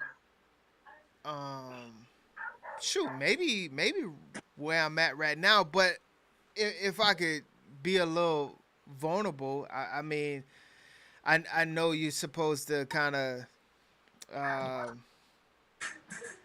Do I want to share? Yeah, why not? I think it's a scare when you have kids older, right? And we was kind of like having a conversation where like we don't live in fear. But that is kind of a fear, honestly, of having kids later in life because, I mean, blessings, after what I'm saying is like we just had a classmate that passed, and we're 37, like so. And then when you really start looking at childbearing ages and childbirth and things like that of women being at their peak, when you get 35 plus, that the risk is real. So I don't know if I would wait that long. And I also don't want to be 60 years old with a 20-year-old. I would rather be. My son's 13 now. I'm 34. Yeah. So in the next 7 years, I'll be 41. My son will be 20. I feel like that's perfect. You know what I'm saying? Yeah, but also too, you can't really look at 60 being cuz I always thought like cuz I grew up with my pops being, you know, in his 30s when I was of age to like play him in basketball and things like that, right? And it was that was like my first gym partner and kind of showed me, you know, how to lift weights and all of that good stuff. But um I don't think that being 60 years old with a teenager is necessarily bad if you kind of keep yourself up. And I think that would make you want to keep yourself up because Yes. like, hey, I got a teenager. Of course, like they're gonna want to, you know, beat me running and stuff like that. And I just think that obviously each year we get more wiser, right? Mm-hmm. So the more years I tack on, the better I am as a individual, as a father, as just a human being. Person. Yeah. And but as we say that, I don't know if I would want to put put her through childbearing That's a traumatic experience. Yeah. in later years. So I guess when I really look at it, I I guess I guess I really wouldn't take it back. Maybe I guess at 30 I would probably start or late 20s maybe. But yeah, I couldn't see myself. I mean even right now like I would love more. Um You want I more? Yeah, I do. Like realistically, I do. I just think that when you look at everything that comes with more, it kind of like puts it out of the window, you Right. know. Because I am afraid of that. I mean, yeah, it's not a guarantee that you know that you are going to have a healthy pregnancy and healthy kid and things like that. So Well, for experimental purposes, if you ever want to borrow one, I got a baby in here that you can hold on to, just to experimental purposes, just to show you, just so you could test the waters and be like, do I? You know, I got one you can hold on to for a few weeks. oh, and also too, I don't like babies. So like I know for a fact. Yeah, Yeah. that's a crazy statement right there. I don't like Yeah. babies. Yeah, I know for a fact like that wouldn't be my thing. Dog Like said he'll fight a baby for real. yeah, I Hey, mean Slim said, I don't like babies. yeah, Joe, you don't just talk to me, you freaking baby. yeah, you don't have to worry about Are you hungry? What's wrong with you? You don't have to worry Just talk to Making me, all you that little noise baby. and watching TV. What do you want? Yeah, stop crying, you little baby. Right, yeah, you don't have to worry Hoop about on yourself. I don't play that. right, you don't have to worry about antifreeze going in the bottle, but like I just you know, just the whole like baby stage is not really my thing. I like I you know, I like older kids. I Older like kids, yeah. yeah, I like being able to and I think that's most And men. it ain't no fast forward button on them either, bro. First Yeah. 2.5 years, they're not gonna say nothing. Right. Yeah. And so I mean it's cool, but I think the everything that comes involved with having kids is it's tough when you start getting into the later years, which is wild when I think about like our grandparents having 10 plus kids and things like that and having kids past 35. Like how was that even possible? They were wilding. Yeah, when It was men, out of, it was out of pocket. When you think about it, when you think about you know Granny and Pop and them, man, and they came. I'm talking about my parents. My parents came from two small families compared to what their parents came from. So yeah. my great grandma came from 11, and my great granddad came from 15. So it's like, what are y'all doing with 15 kids, bro? Like, come on, man. Rob, I'm 34, Rob. I got a toddler in here. I was doing fine, man. I had a teenager and an 8-year-old. I was doing great, man. I have a toddler in here, Rob. And I feel like he wakes up every morning and snorts a line of coke and just get his day going. He does. He does. Just Tap you right on don't that stop shoulder. moving. He Tap doesn't you right on stop that shoulder. moving. Be like, Dad, what's up? Nothing. Go to bed, you little baby. Yeah. What's wrong with you? You freaking baby. Where's You your want to mother? go to Hawaii with Uncle Lenny? Yeah, they gotta be out of diapers for me, man. I'm just not into it. I'm just Bro, you gotta stop saying it like that, dog. what? It's Hey, nah. The statement was crazy though, Rob. I don't like babies. I don't like babies. yeah, I don't like babies. Yeah, the whole So take Yeah, pound fuck babies. yeah, they can't walk. You gotta carry them everywhere. You gotta put them in strollers. They can't go make their own sandwiches, their own They cereal. take up so much space in your car. Yeah, nah. So take your baby ass. So get your baby.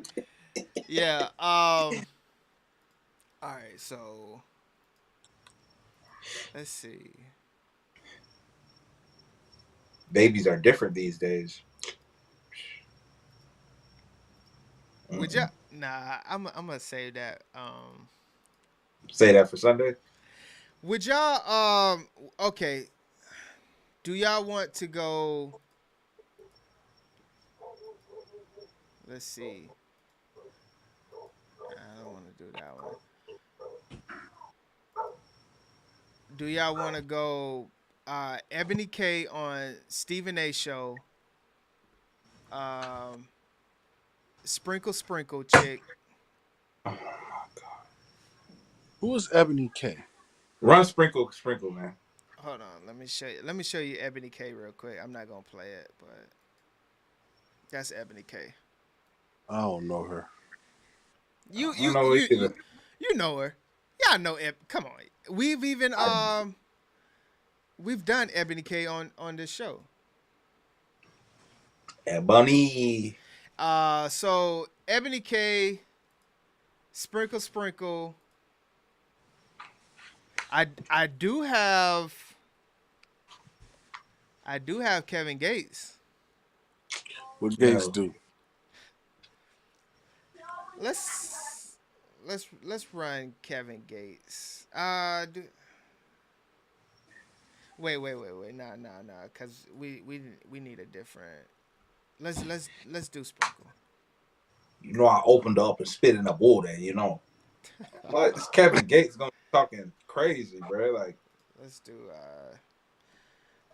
Sprinkle.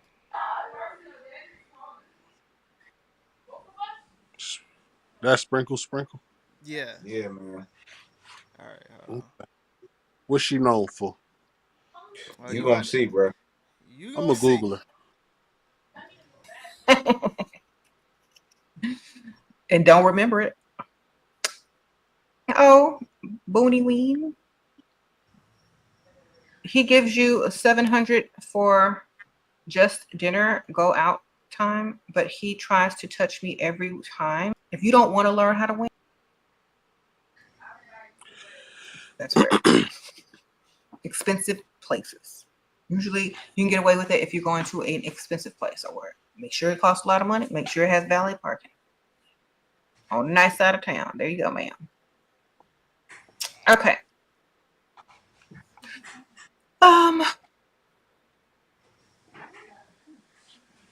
What are my favorite ways to be mean to a man? Ignore them, insult them, in order to use reverse psychology on them later and get my way. Okay, sprinkle.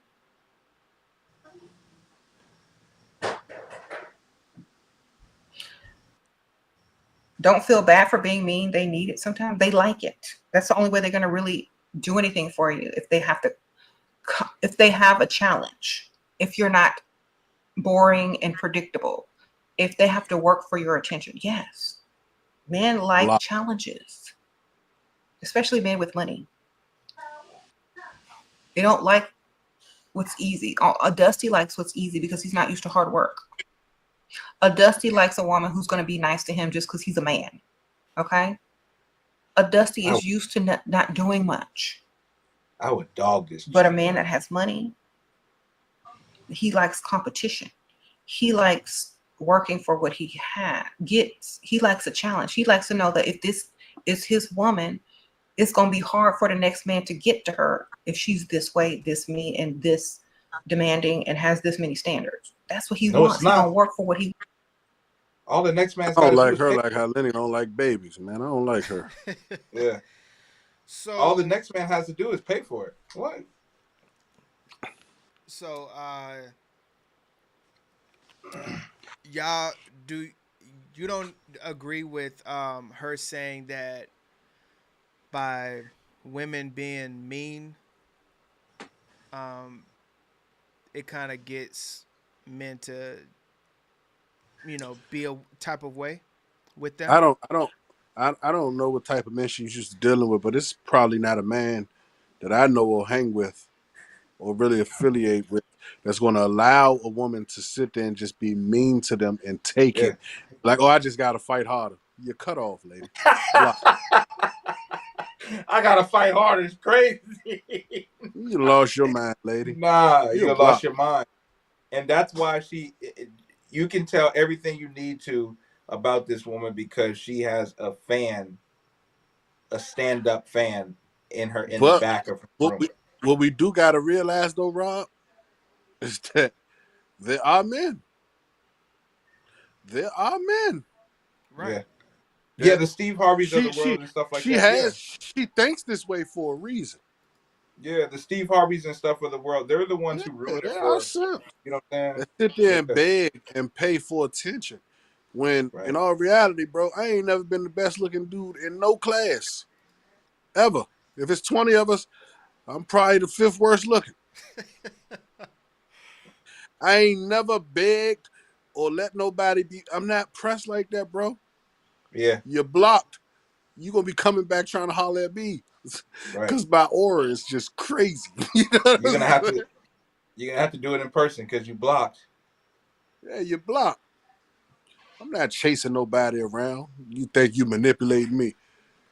I would like to see her husband. You know what I mean? Like, He probably a simp.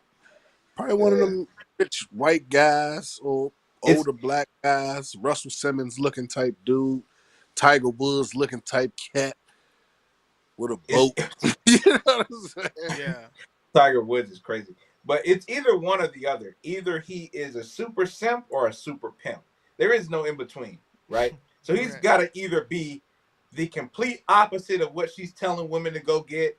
He's either a super masculine man that has her in her place, right? Because, that's why she feels comfortable enough to speak so freely and stuff like that. And, because what did they do? Beyonce makes All My Single Ladies one of her biggest hits.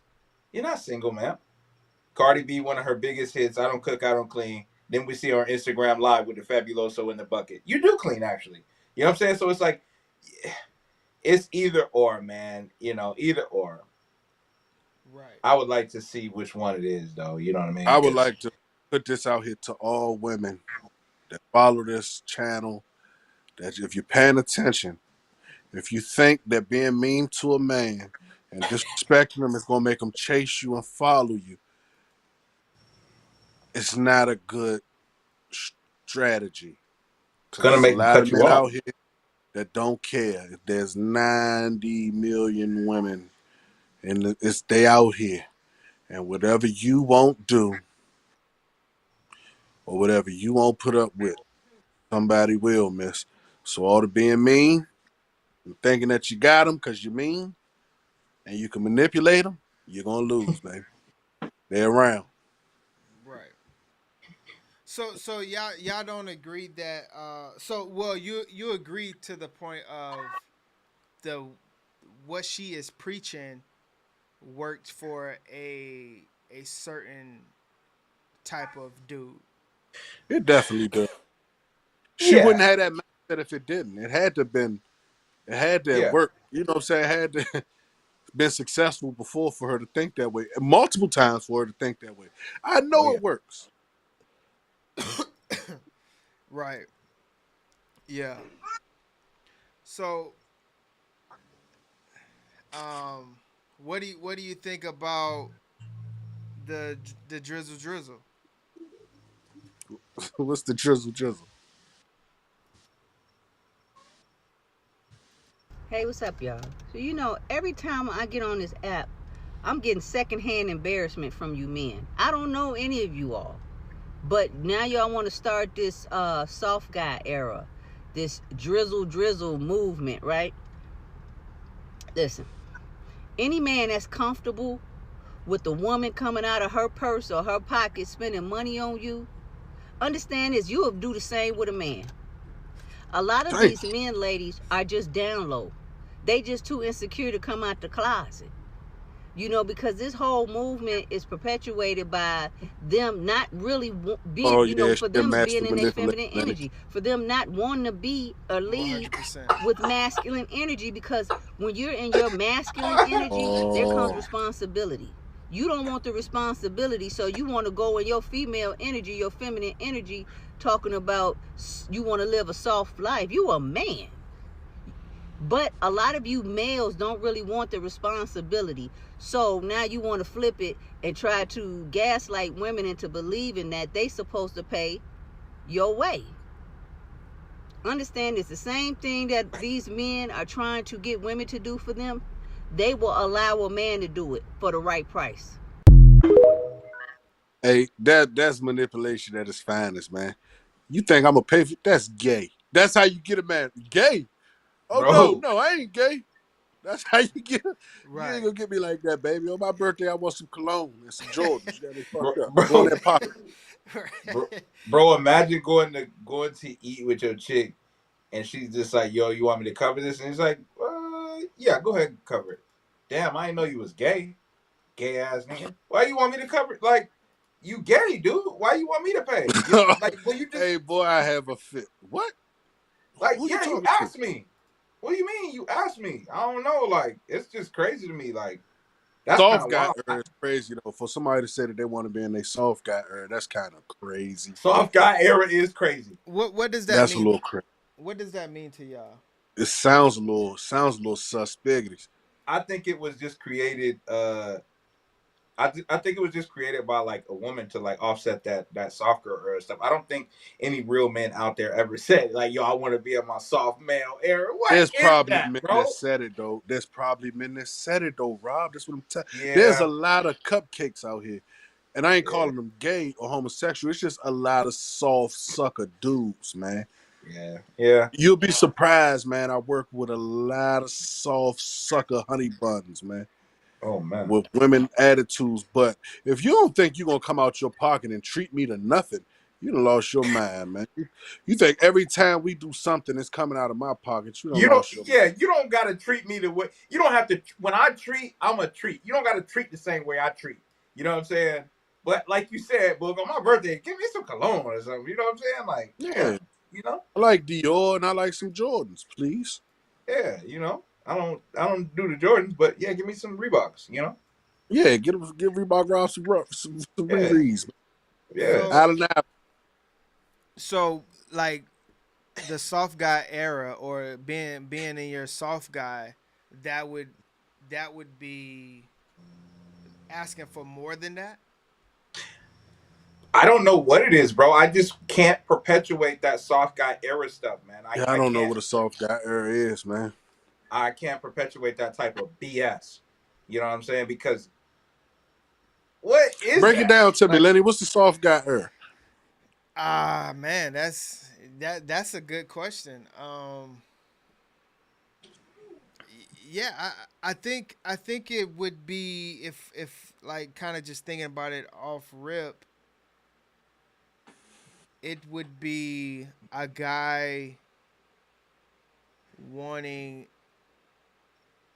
a woman to kind of like take care of his needs. I think not necessarily needs, but kind of cater to him in a way. I think that is when you say cater, you mean like, you know what I'm saying, like rub my back or run my bath water. What you mean when you say cater? You ain't talking about paying my bills or So I think that is where they're speaking on the soft guys being nowadays, to where like guys don't want to be providers, they want to be 50-50 people, guys. They they're more they're more feminine. I The guess that's 50. Go ahead, bro. My bad. no, you got it. I was gonna say the 50-50 argument has to stop because it's whatever works for your household. So that argument's out. You know what I'm saying? Like if there's some men that can afford to run the whole thing, run the whole thing. If some people that gotta have help from their spouse, bro, do it. That's You know what what I'm it saying? is. Like the I'm all for 50-50. that, Rob, because it's unrealistic for every household for Yeah, stay one out of my person to take on household and 100%. I'll stay out of yours. Like It's impossible. Like, what do you want me to do something that's impossible so that I can fit into this category of men that are providers? You know what I'm right. saying? Like, no, I'm gonna do the Stay best out that of I my can. relationship and I'll stay out of yours. Stay out of my household, I'll stay out of yours. Now, as far as this But do I need whole you, ma'am, to be paying my car note, my car insurance, and taking yeah, me on dates and funding me to go out the country? No, I do not need you to do that for me, ma'am. Yeah, so But nah. we go out sometimes. You gonna pick up the tab every once in a while. If I drop that thing down how I'm supposed to, right? I would, yeah, if you want to throw me something for my haircut, yeah, you can do that, baby. Yeah, I That's take a fine, haircut you every know once what I'm in a saying? while too. If I yop that thing how I'm supposed to, you can, yeah, you know what I'm saying? All right, yeah. But I'm not chasing you down for that. Like, yo, you know what I'm saying? Like, so you ain't you just gonna have me out here, you just gonna have me out here looking like this at work? I'm not Can you chasing send the you 50, down for babe, that. please? Please, Yeah, babe, yeah. send the 50. Nah, hell no, bro. I can't. Nah, bro. Nah. Right. That's too much, bro. That's too much. But it is not soft guy era if I come home after getting my ass kicked at work and I'm like, babe, I need my back rub. That's Yeah, nothing soft about that. 100%. I need my back rub. I need my feet rub. I need my quad rub. Guess what she gonna say? Babe, I knew you were gay. I knew you were gay.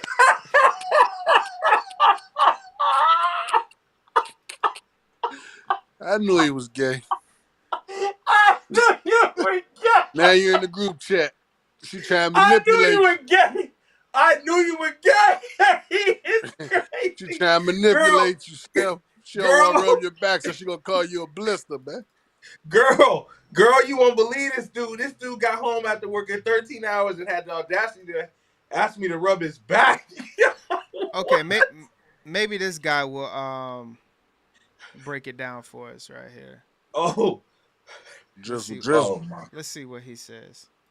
I'm in my soft guy era. We will no longer be pumping our own gas. When we pull up to the gas station, ladies hop out the passenger seat and pump the gas while we sit in the car and watch TikTok videos.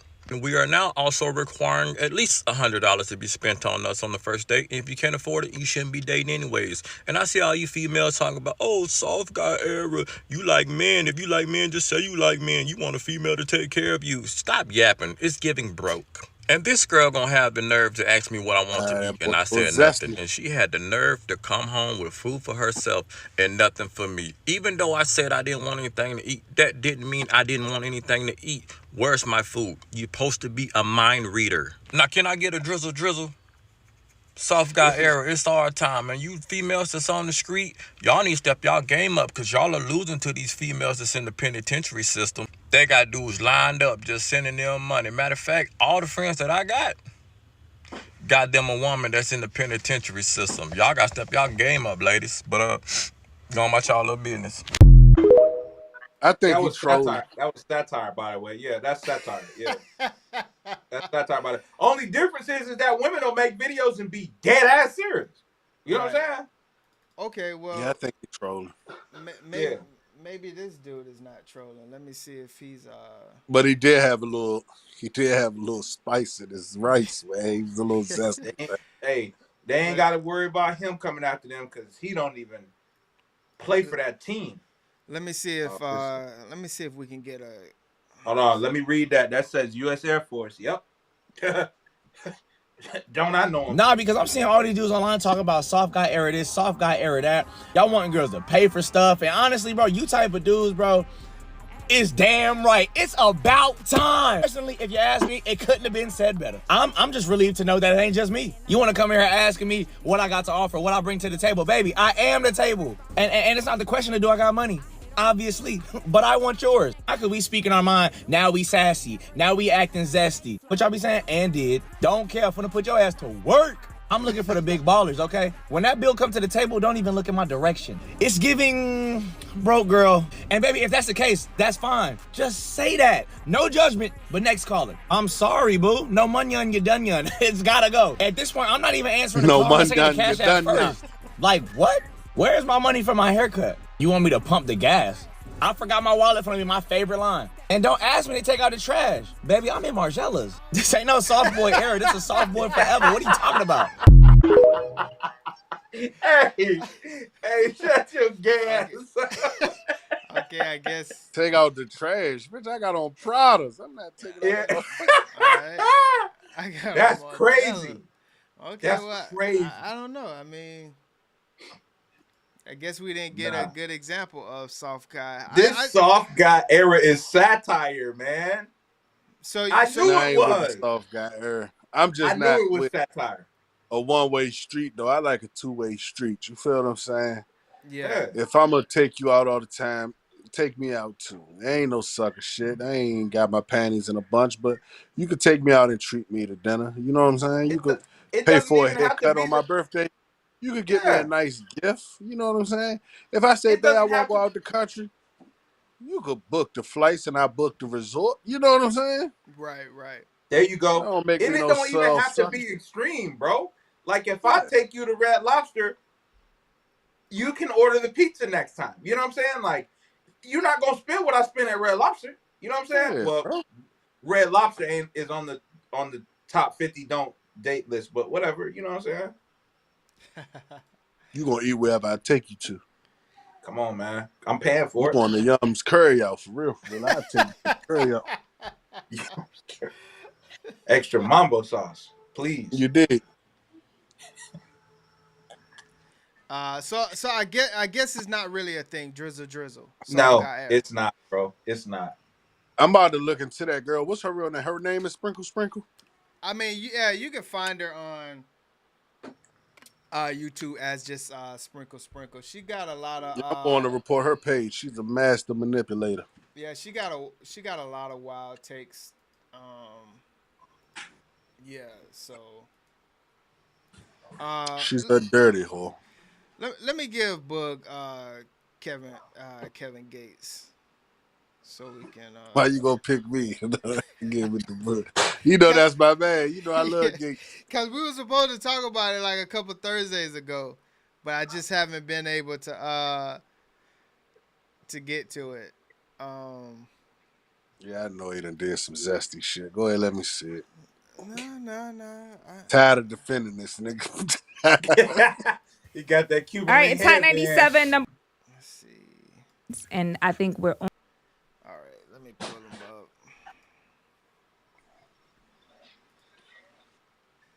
All right, so let's find out where he said it. On this I earth. could be honest with you. Yeah. I'm human-like.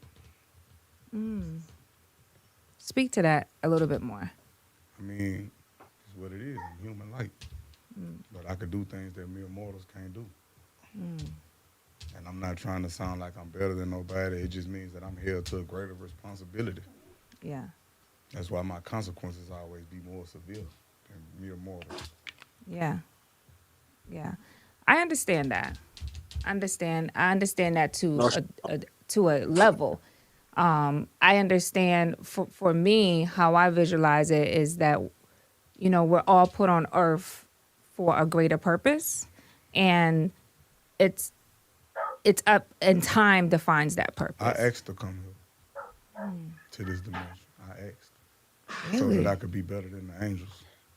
Wow. I asked so that I could be elevated in rank. The angels, the Al Malika, that's really the name for them. Angels that say some shit like on the wall, white wings and all that. They don't even look like that. I'm ending the interview right there. Ladies and gentlemen, I don't Kevin even Gates. know why I'm saying this right now. Like, I don't even talk like this, but it just came out. So I'm just going to. Because it's do you feel the do you feel? Sometimes when you get impulsed, it don't be the message for you. It be for somebody else to hear. So it may be somebody that just needed to hear that. I don't know. I mean, anybody who listening who feel like it's fictitious in nature, please don't believe me. I don't care. Yeah. Yeah. I'm winning. Yeah. But I love the fact that you're not fearful to speak in that sense. You know, whether people understand it I or not. have to, or I'm gonna get sick. Physically. Yeah, my throat chakra gonna clog up, and it's gonna affect my vessel.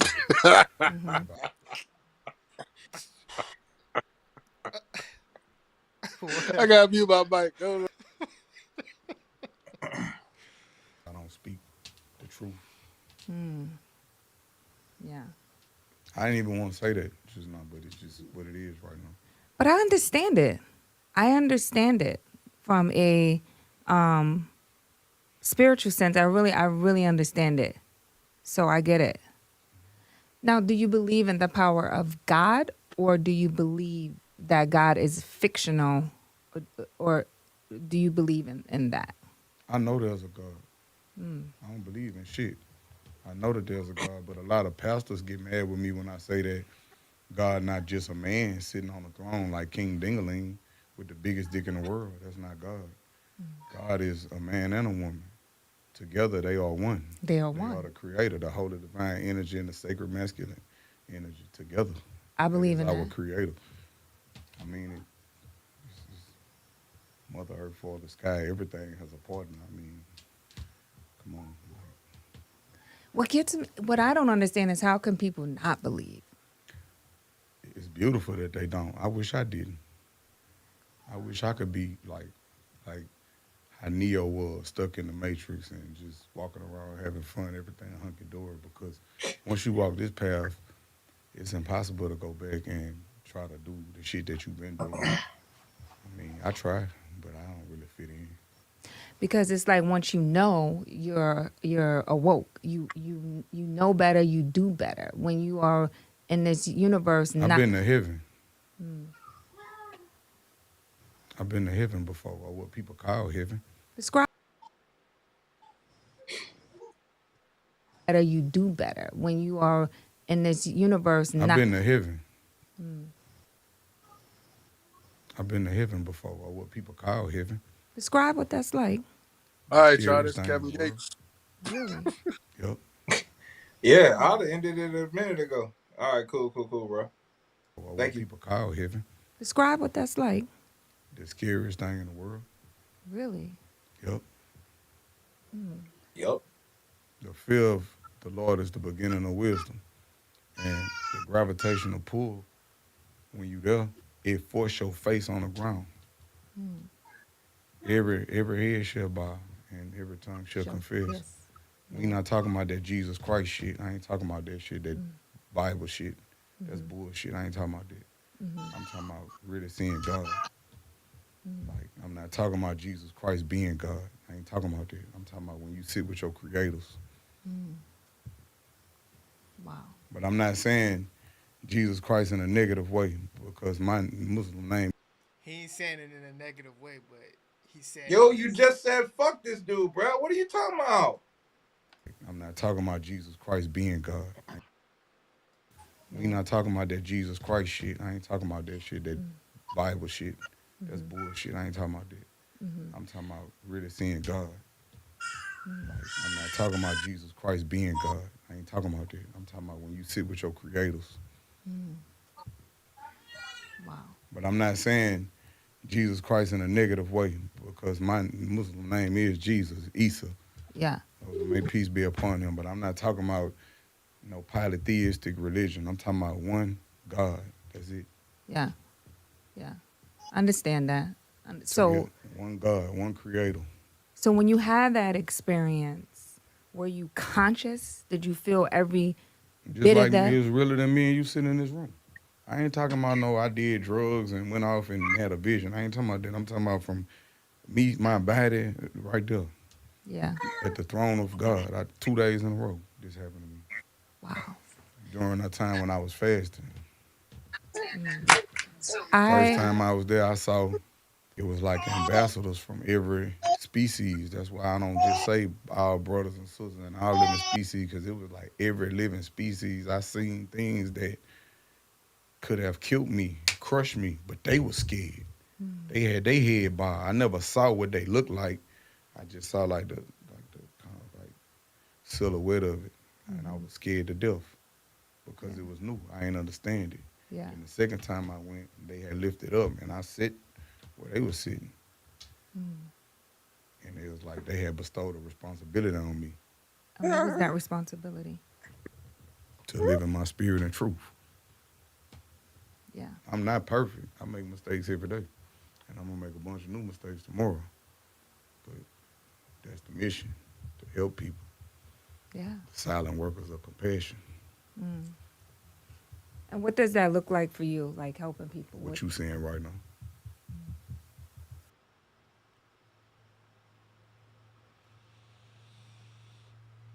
So that's Kevin Gates, man.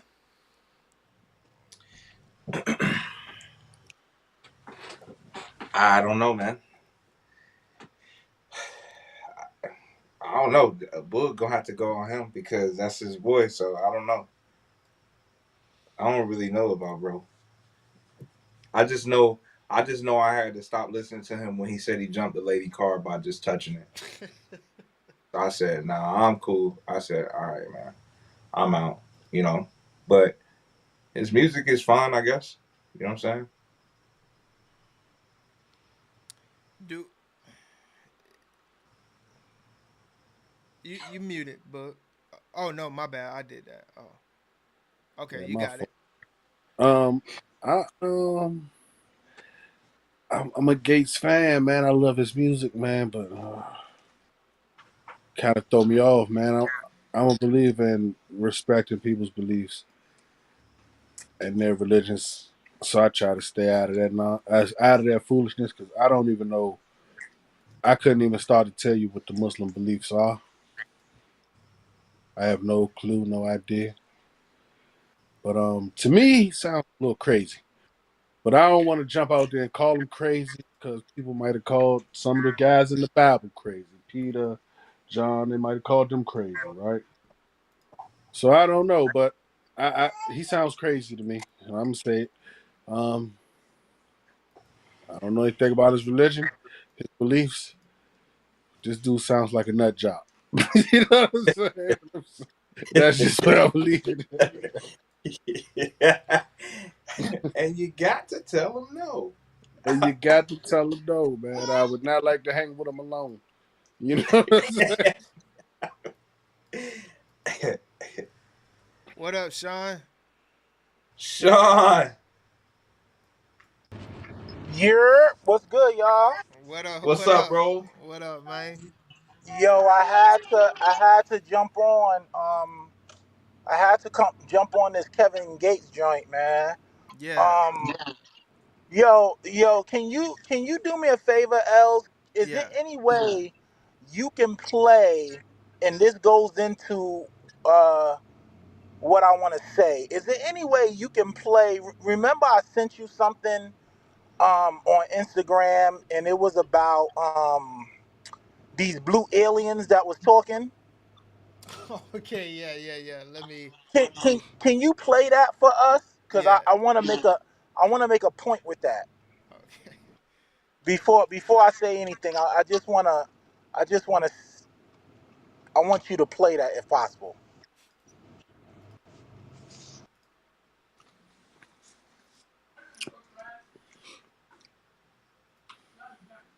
What's crazy is that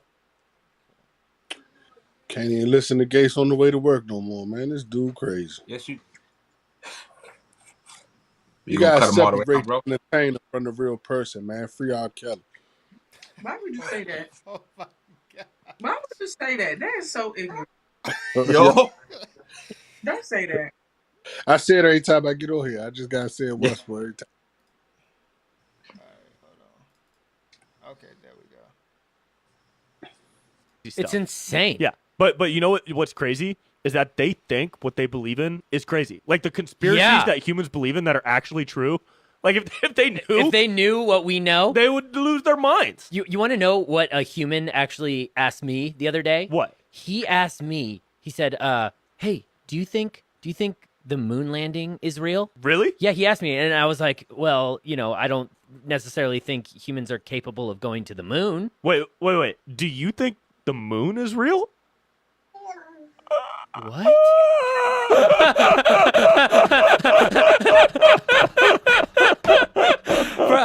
For a second there, I was like,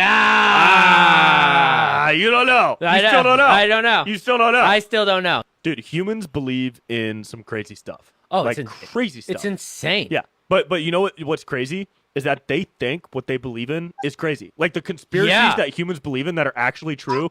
Like if they knew. So I had I had Lenny play that because a lot of things that we think is not true is true.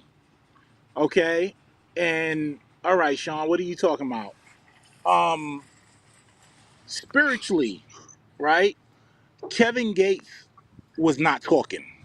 Spiritually, he was not talking. That was a demon talking through him. And I'm going to tell you exactly why and how I know that was a demon talking through him is because certain things that he said related to the Bible. He talked about how he been to heaven. Okay? All of the demons been to heaven and they was cast out of heaven. Okay? The devil took 1/3 of a number that doesn't even exist on the planet Earth. So he he cast out these demons. Okay? Now the demons, they it's demons that live amongst us. Okay? And they look, I mean, it's spirits. They go in bodies and they do things to them. They possess them and so forth. So he said he been to heaven. I'm pretty sure the spirit in him has been to heaven. That demon have been to heaven. He said that it's a gravitational pull. So when you in heaven, the Bible talks about everybody should bow, right? Right. Yeah, that's right. You know what I'm saying? So all of the things that he was talking about, like he said that if he don't do his job, something with his throat or something, like there's consequences for not doing what it is that you're supposed to do. One thing about the enemy, he always copy what the Lord do. So the Lord, he have kingdom citizens. I'm a kingdom citizen. People that believe in Jesus Christ, that's Christians, those are citizens of Christ, right? Now, the devil have his dark forces. So it's people that work for him as well. You know what I'm saying? So I just wanted to kind of piggyback off of that because he was really sounding crazy to the human ear, but he was really speaking like he was really talking. That was a demon talking through him. And you gotta like pick up, you gotta have the spirit of discernment to pick up on certain things. I work in the mental health field, all right? I work with people that has a lot of problems mentally, okay? And I know the difference between them talking to me and when it's somebody else talking to me or something else talking to me. And it can be something simple, we see those movies and we like, yo, that's crazy, that's kind of freaky, you know what I'm saying? But those things do happen. Like I promise you, I'm in the mental health field. I got this one guy and he'll be like, Sean, like he'll call my name, he'll be like, Sean, and then he'd be like, Sean. And I'm like, yo, that's not him. That's something within him. You know what I'm saying? So yeah, Kevin Gates, he got some things in him. So I just Sean, wanted to I'm, kind of I'm say so that. happy for you sharing that, Sean, because anybody on here that kind of knows me knows I have a phone full of Gates. Like that's my go-to jams when I'm on the road riding. And now I gotta reevaluate what's going on, man. I gotta reevaluate what I'm listening to, man, because just that little clip that Lenny played and what you just said kind of just shook me up a little bit, man. I Bro, he gotta just said free R. reevaluate. Kelly, bro. Nah, free R. Kelly. But I gotta this is just for Lenny podcast. I'm trying to get us some viewers, man. You're gonna get us shut down, dude. Hey man, the win is a win. A win is a win. But that's crazy, man, and it kind of scares me a little bit, Sean, because of what I've been putting into my ears for years, man. Got a lot to reflect on that. Yo, E, I'm telling you, it's serious, and that's why when we was talking about like what is like a month? No, it wasn't that long. Like 2 weeks ago, we was talking about music and how like the music. You may not go out and kill nobody, but yo, like those songs is they're speaking to you. Yes, yes, they're they speaking are. to you, and they know the language of they like if you go and you search like I think I forgot what rapper or somebody, but they be like it's something like they be like la la la la or something like just something like la la la la la. We think it's just la la la la la, but it might be something else that they're chanting, they're putting in the atmosphere in our mind. You know what I'm saying? For example, if you ever watch, I love movies, right? And the movie with Will Smith, man, when he was like robbing people, like he was a con artist. Focus. Yes, Focus. So when they was in a booth, right, and that music came on, the music, if you ever listen to that song, he said the song is saying a number, but it's saying a number in a different way. Like it's not saying a number, like it's not saying 8. We understand 8, but it's saying a different type of number. So when the lady picked the right number, it was because her subconscious actually caught on to that number. And that's what music do. You get it? Like that's exactly what it do. So we got to be mindful of what we're listening to. Because yo, I never, and this is not, I'm not boasting or bragging or anything like that, but I have never been a smoker. I have never been a drinker before Christ. Like I never did those things. But I remember listening to Wiz Khalifa. Yo, I wanted to smoke so bad. Yeah, 100%. Why is that? Yeah. Why is that? Why did I want to smoke? I never smoked. I never had an urge to smoke. Never. But when I listen past tense, when I listen to his music, I was like, yo, I wonder if I can just get a blunt right now and roll up. Yeah. Because it makes you want to smoke. Yeah, 100%. Why you think in that interview he like he shouted out Jesus like that? Out of all, because they don't. Go ahead. Because they they don't like him. Because Jesus, he's the reason why we can make it back to heaven. He can't make it to heaven. Yeah, and also in the Muslim religion, they don't believe that Jesus was God. You understand what I'm saying? They believe that Jesus was just a prophet. So in the Muslim religion, they just believe that Jesus was just a prophet. So they don't look at him as God. You know what I'm saying? They only look to one God. When we look at the Son, the Holy, you understand what I'm saying? Yeah. Yeah. Yeah, I've been wanting to play that one for a while, but we just haven't got to it yet. And it kind of goes back to the conversation that we was having with just the music and how it does something to you. Like you can't. That's a great way to ruin my ride to work tonight. Yo, can I say this real quick, Els? Yo, listen to this.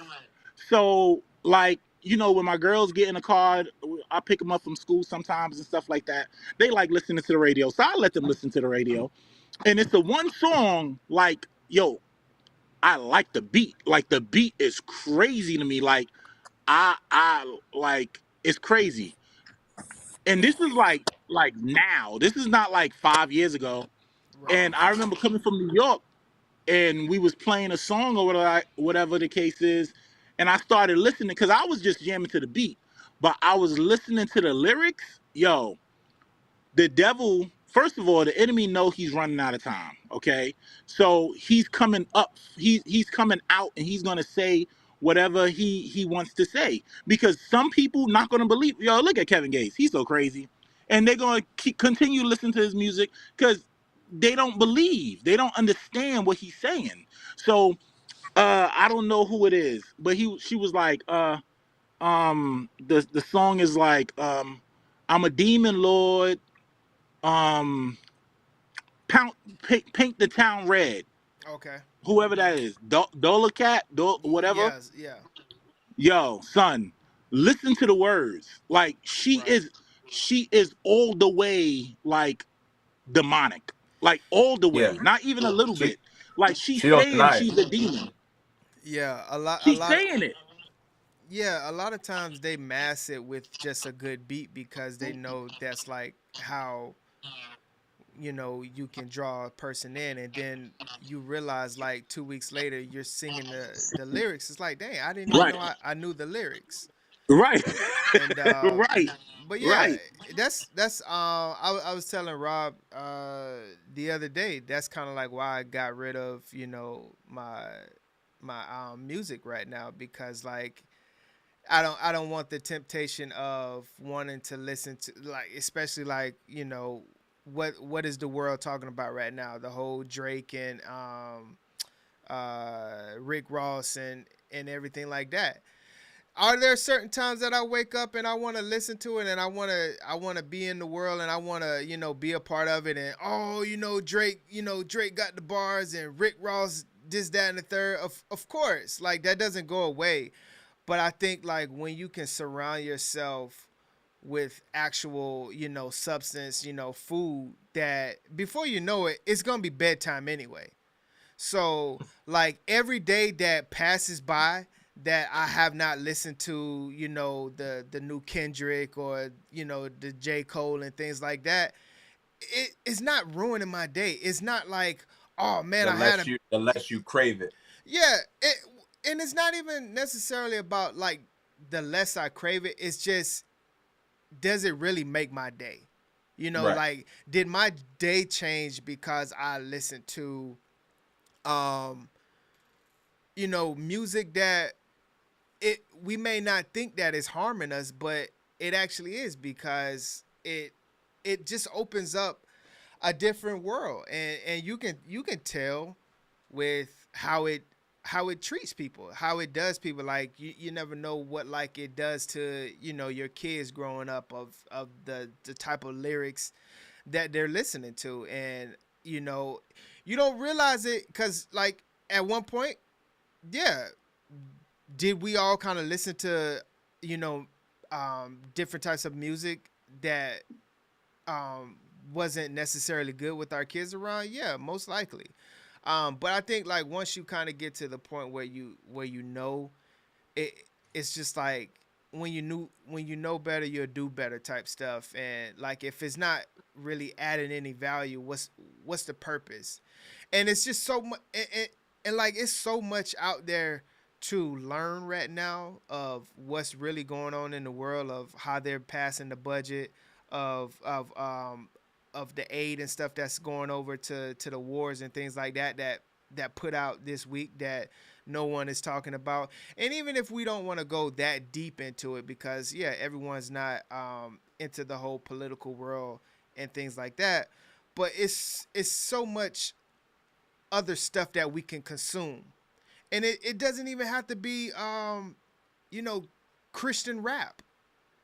It could just be, you know, other podcasts. I know there's good podcasts that come out, you know, twice a week. The Wrap Up Podcast, where they talk about, you know, all types of things that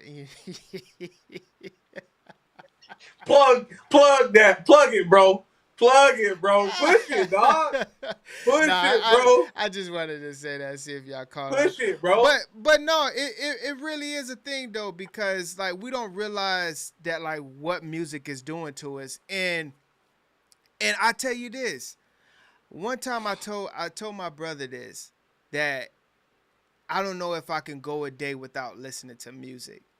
And like when you really think about like what that even means, is it like, to me, like when I take a step back, it's like, dang, like I actually am idolizing music, like, and not even realizing that like if I don't listen to music, my day is not gonna be good. It's like that don't even make sense. But if you like really break it down, you'll be like, yo, like music really is doing this to me. And yeah, so like I think we definitely have to be mindful of what we're listening to. It's hard because, you know, anything that you're doing at first is going to be hard, of course. But it's one of those things that if you're trying to become, I guess, a better person and positivity, you know, you have to kind of stand on what you're standing on. I agree, bro. Yeah. But I'm gonna get up out of here, man. All right, dog. Yeah, it's getting late over here on this East Coast, man. Yeah, that boy. Yeah, it's not Friday tomorrow. See how you want to play? See how you want to play? See how you want to play? I gotta go in and give my best. 2 more tomorrow. days. 2 more days. Yeah, you played me, man. You played me. You almost ruined my week, man. Yeah. But yeah, I'm gonna get out of here, y'all. Love y'all, man. All Peace. right, love. All right, peace. Peace. Hey, Love, Rob, love. you gotta send me your address, man, so I can send you a pair of them boxes down there, boy. Thank you, my brother. I appreciate you, man. Drizzle. drizzle. But nah, you're definitely right, Sean. It's you just really don't know what that music is doing to you, and it's a reason why it's addictive.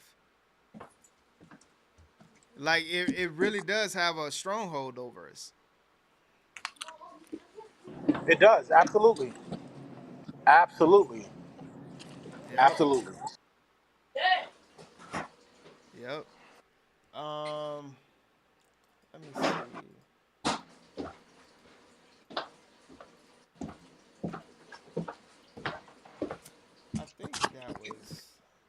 I think that was it from what he was saying. Hold on real quick. Let me see. Yeah. People that have been through all kind of trauma go through that because pedophilia is a spirit. That's the way they abstract energy. Yeah, that was it pretty much from Kevin. And you know, like when you really look at the music industry now, it almost, especially like when it comes to rap, it seems like it's getting worse when it comes to like devil worshiping and kind of like what Kevin is saying, like, oh, no disrespect to religions, but F Jesus Christ. Like, it's almost like, you know, no disrespect, but I get to say whatever I want to after that. And it always seems that like you don't ever hear anyone saying like, you know, F Buddha or, you know, F any other type of religion but Jesus. It's like they always want to, you know, big up, you know, shout out Jesus in a negative way. And why is that? Why do you think that is? Yeah, I think it's the number one. It's kind of like, you know, when you go into war, it's like it's your number one threat, your number one enemy, your biggest threat to what you have going on, to your team. And I think and it's funny because it's just like they say like all of these things towards Jesus, but it's like I feel like everyone knows that like that's the truth. Like, you know, because it's like Yeah, you may think that's your biggest enemy, but if that's just what it is, no one is That's gonna what like it really is. bat an eye. One is gonna like really bat an eye. Let me meet you up. I got you. Yeah, so yeah, it's funny to like when I saw that I was just like, yeah, man, I've been wanting to play that one for a while, for sure, and it definitely tied into like kind of what we was talking about before with when it comes to music and our ear gates and exactly what we're watching and kind of like because we was speaking on it from movies as well, like what movies uh what movies do to us and things like that. So Right, right. all that stuff matters. That we think we're just listening to music, but I know when I listen to certain things, I have a different walk about me. I'm ready to go lift things, or I walk faster. Normally I'm just normally I just kind Right. of cruise, or just I talk a little bit slower. But when I listen to certain things, I kind of have more of a pep in my step, or my talk is different. So it definitely does something to you, for sure. Yeah, if you, I don't know if Prophet is cat, I can't see the comments, but this is not something I study, but I have heard about it. Um, the enemy, the devil, Lucifer, he was created in like horns. He was created in like music instruments, right? And that is the same thing that he's created in, and he had on his body is the same thing that he pulls people in. That's one of the things he pulled people into his kingdom. You know what I'm saying? Because he has a kingdom of darkness, and that's what he pulls people in with the music. Even you look at, and this is no offense, and they might try to stone me for this, but look at the musicians in church. A lot of those musicians are sweet. Right. You know what I'm saying? Why are they sweet? Why? What's the? And they talented. They nice, Right. but they sweet. You know what I'm saying? And what it is, when you're playing an instrument, the spirit within you plays the instrument, and it falls on a people. Yeah. You know what I'm saying? So you can be playing something, and that same spirit, that same energy within you is now all over the church. So now you got people fighting with homosexuality. You know what I'm saying? That normally wouldn't, but it's because of who you have playing the music. It's important to like even the clothes. When we was talking about clothes and how it's important that you be mindful of what you wear. It's the Right. same thing with music. Who's creating this music? You know what I'm saying? Who's playing this music? So it's just, you got to really be mindful, and sometimes you just got to do your research. You know what I'm saying? I don't know if you remember this song. It came out in the 90s. Um, uh, I don't know the name of the group, but it was like, I wanna sex Oh you yeah, up. yeah, yeah. You remember that? Yeah. I can't think of the group name, but I know what you're talking about. So that song, right? If you can look this up. Anybody watching, look it up. The it was a group of, I don't know, like 3 4 of them. I don't know how many of them, but basically what they did before when they made that song, they put it on a altar for girls to lose their virginity, and so many girls lost their virginity because of that song. That's blood on their hand. Right. They did that song so girls can lose their virginity. So that's how, I'm telling you, it's so many tricks of the enemy. You gotta just be mindful. Right. Yeah, 100%. Yeah, I run into a little dead area, man, when I'm going to work. My fault, it cut me out. Nah, you good.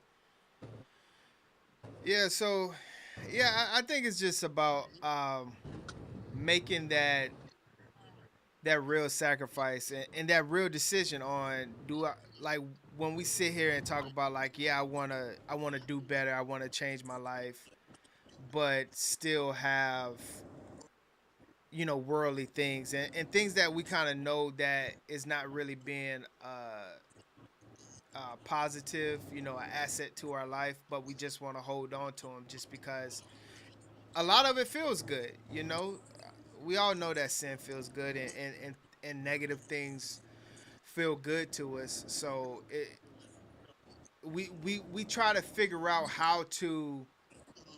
uh, how to love God, how to be baptized, and how to be holy, sanctified, and all that good stuff, but still live in the world and do worldly things, and you know, it's kind of still have our life that we used to have. And I think a lot of us just have trouble, with that because it may not seem like kind of like jumping the broom is fun, you know. Um, yeah, so yeah, that's kind of like what I've seen. Um, sometimes it's hard to, go cold turkey and just get rid of it. But I think when you're able to, just add positive things, fillers to that, before you know it, you don't kind of thirst for that type of music or whatever that negative thing was. Right, absolutely. Absolutely. And he's like in the Bible, and I'm paraphrasing, of course. He's like, yo, I need you hot or warm. I mean, I need you hot or cold. I can't have you lukewarm because I got to spit you out. So you can't be in the world, you know what I'm saying? And then going to church and, saying, claiming to be one thing and you still doing something else. You know what I'm saying? You got to be either or. You know what I'm saying? And if you're cold, that's okay. That's Right. okay. But don't be warm. don't have one foot in and one foot out. He wants you to be a double-minded man is unstable in all his ways. So he wants you to be not double-minded. He wants you to be either or. Right. So Yeah, 100%. Yeah, I wanted to end it right there. Kind of lead out with some final words, and we I get y'all out of here. Let me just switch over real quick. Appreciate you, Sean, for calling in. yes. Love y'all guys. I'm out. Love, Peace. yeah, one love, one love. All right, bud, appreciate you. All right, move over real quick.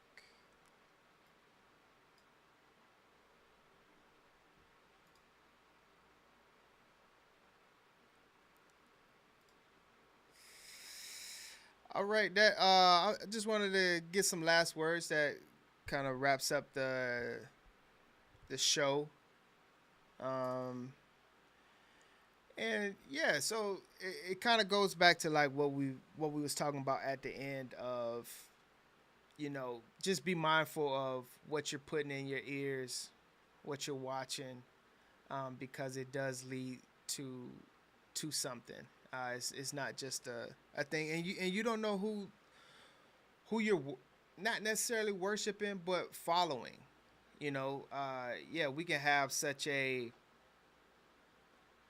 love for these artists and things like that, and they are clearly disrespecting, the head of the church and the one that is the truth in our salvation. So it kind of goes back to like, if me and you are rocking and somebody is talking down on your name and saying all these things about you, and that, like, how would you feel about me like rocking with this person that's talking about you?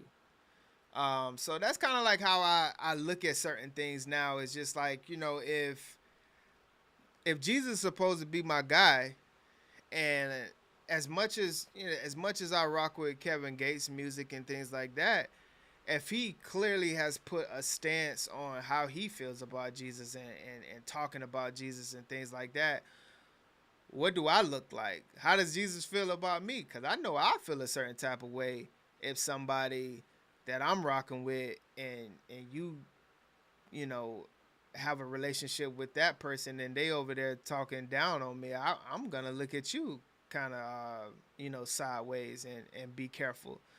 So, like, we have to be careful because, shoot, man, Jesus could be looking at us like that. Like, yo, like, you rocking with him and he talking about me like this? You don't really love me, do you? So, that's kind of like why I kind of went cold turkey and kind of just got rid of the music.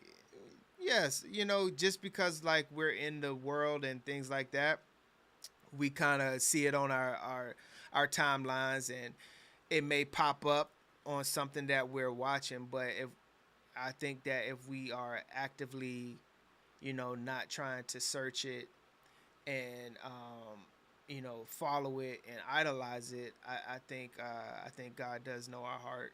And it's so much to the people that's struggling with getting rid of, you know, worldly things or music. It's so much other stuff out there that we can occupy our time with. It may sound wild at first because, like I said, I've even said it before, like, there's no way that I would go a day without listening to music. And I mean, you can do it. It's so many other ways that you can you know, occupy your time. And before you know it, it's time for bed. So I just wanted to kind of leave us with 1 John chapter 2, verse 15. It says, "Do not love the world or anything in the world. If anyone loves the world, love for the Father is not in them." And I mean, that's clear. It kind of just goes back to the music. It goes back to our worldly things that we feel like we can't kick. And you know, our love for the Father should be greater than our love for whatever that thing is that is clearly not in line with how we should be living. Love you guys. I appreciate everyone for coming through. Appreciate the ones that was in the bleacher. Just, you know, shoot a like on the way out. Appreciate everyone that was in the comments, called in. Tomorrow is Thursday. So I will see y'all Sunday. And have a good rest of the week. God bless. Peace. Need a second guess. Yes. No pressure. Look how God done bless you. Come on. Wonder why I'm feeling extra. Say what it do, what the business is. Folk running over what the devil saying. Shoes, pants, chest, shoulders. Get up, off me, don't get closer. It ain't over till it's over. Game breaker, big joke. Jesus like don't trip. Finna make the boat tip. Set the tone with that ice cold, but I won't slip. In my bag like road trip. Switch stands, do my dance, dog. He really don't miss. I don't need a crystal.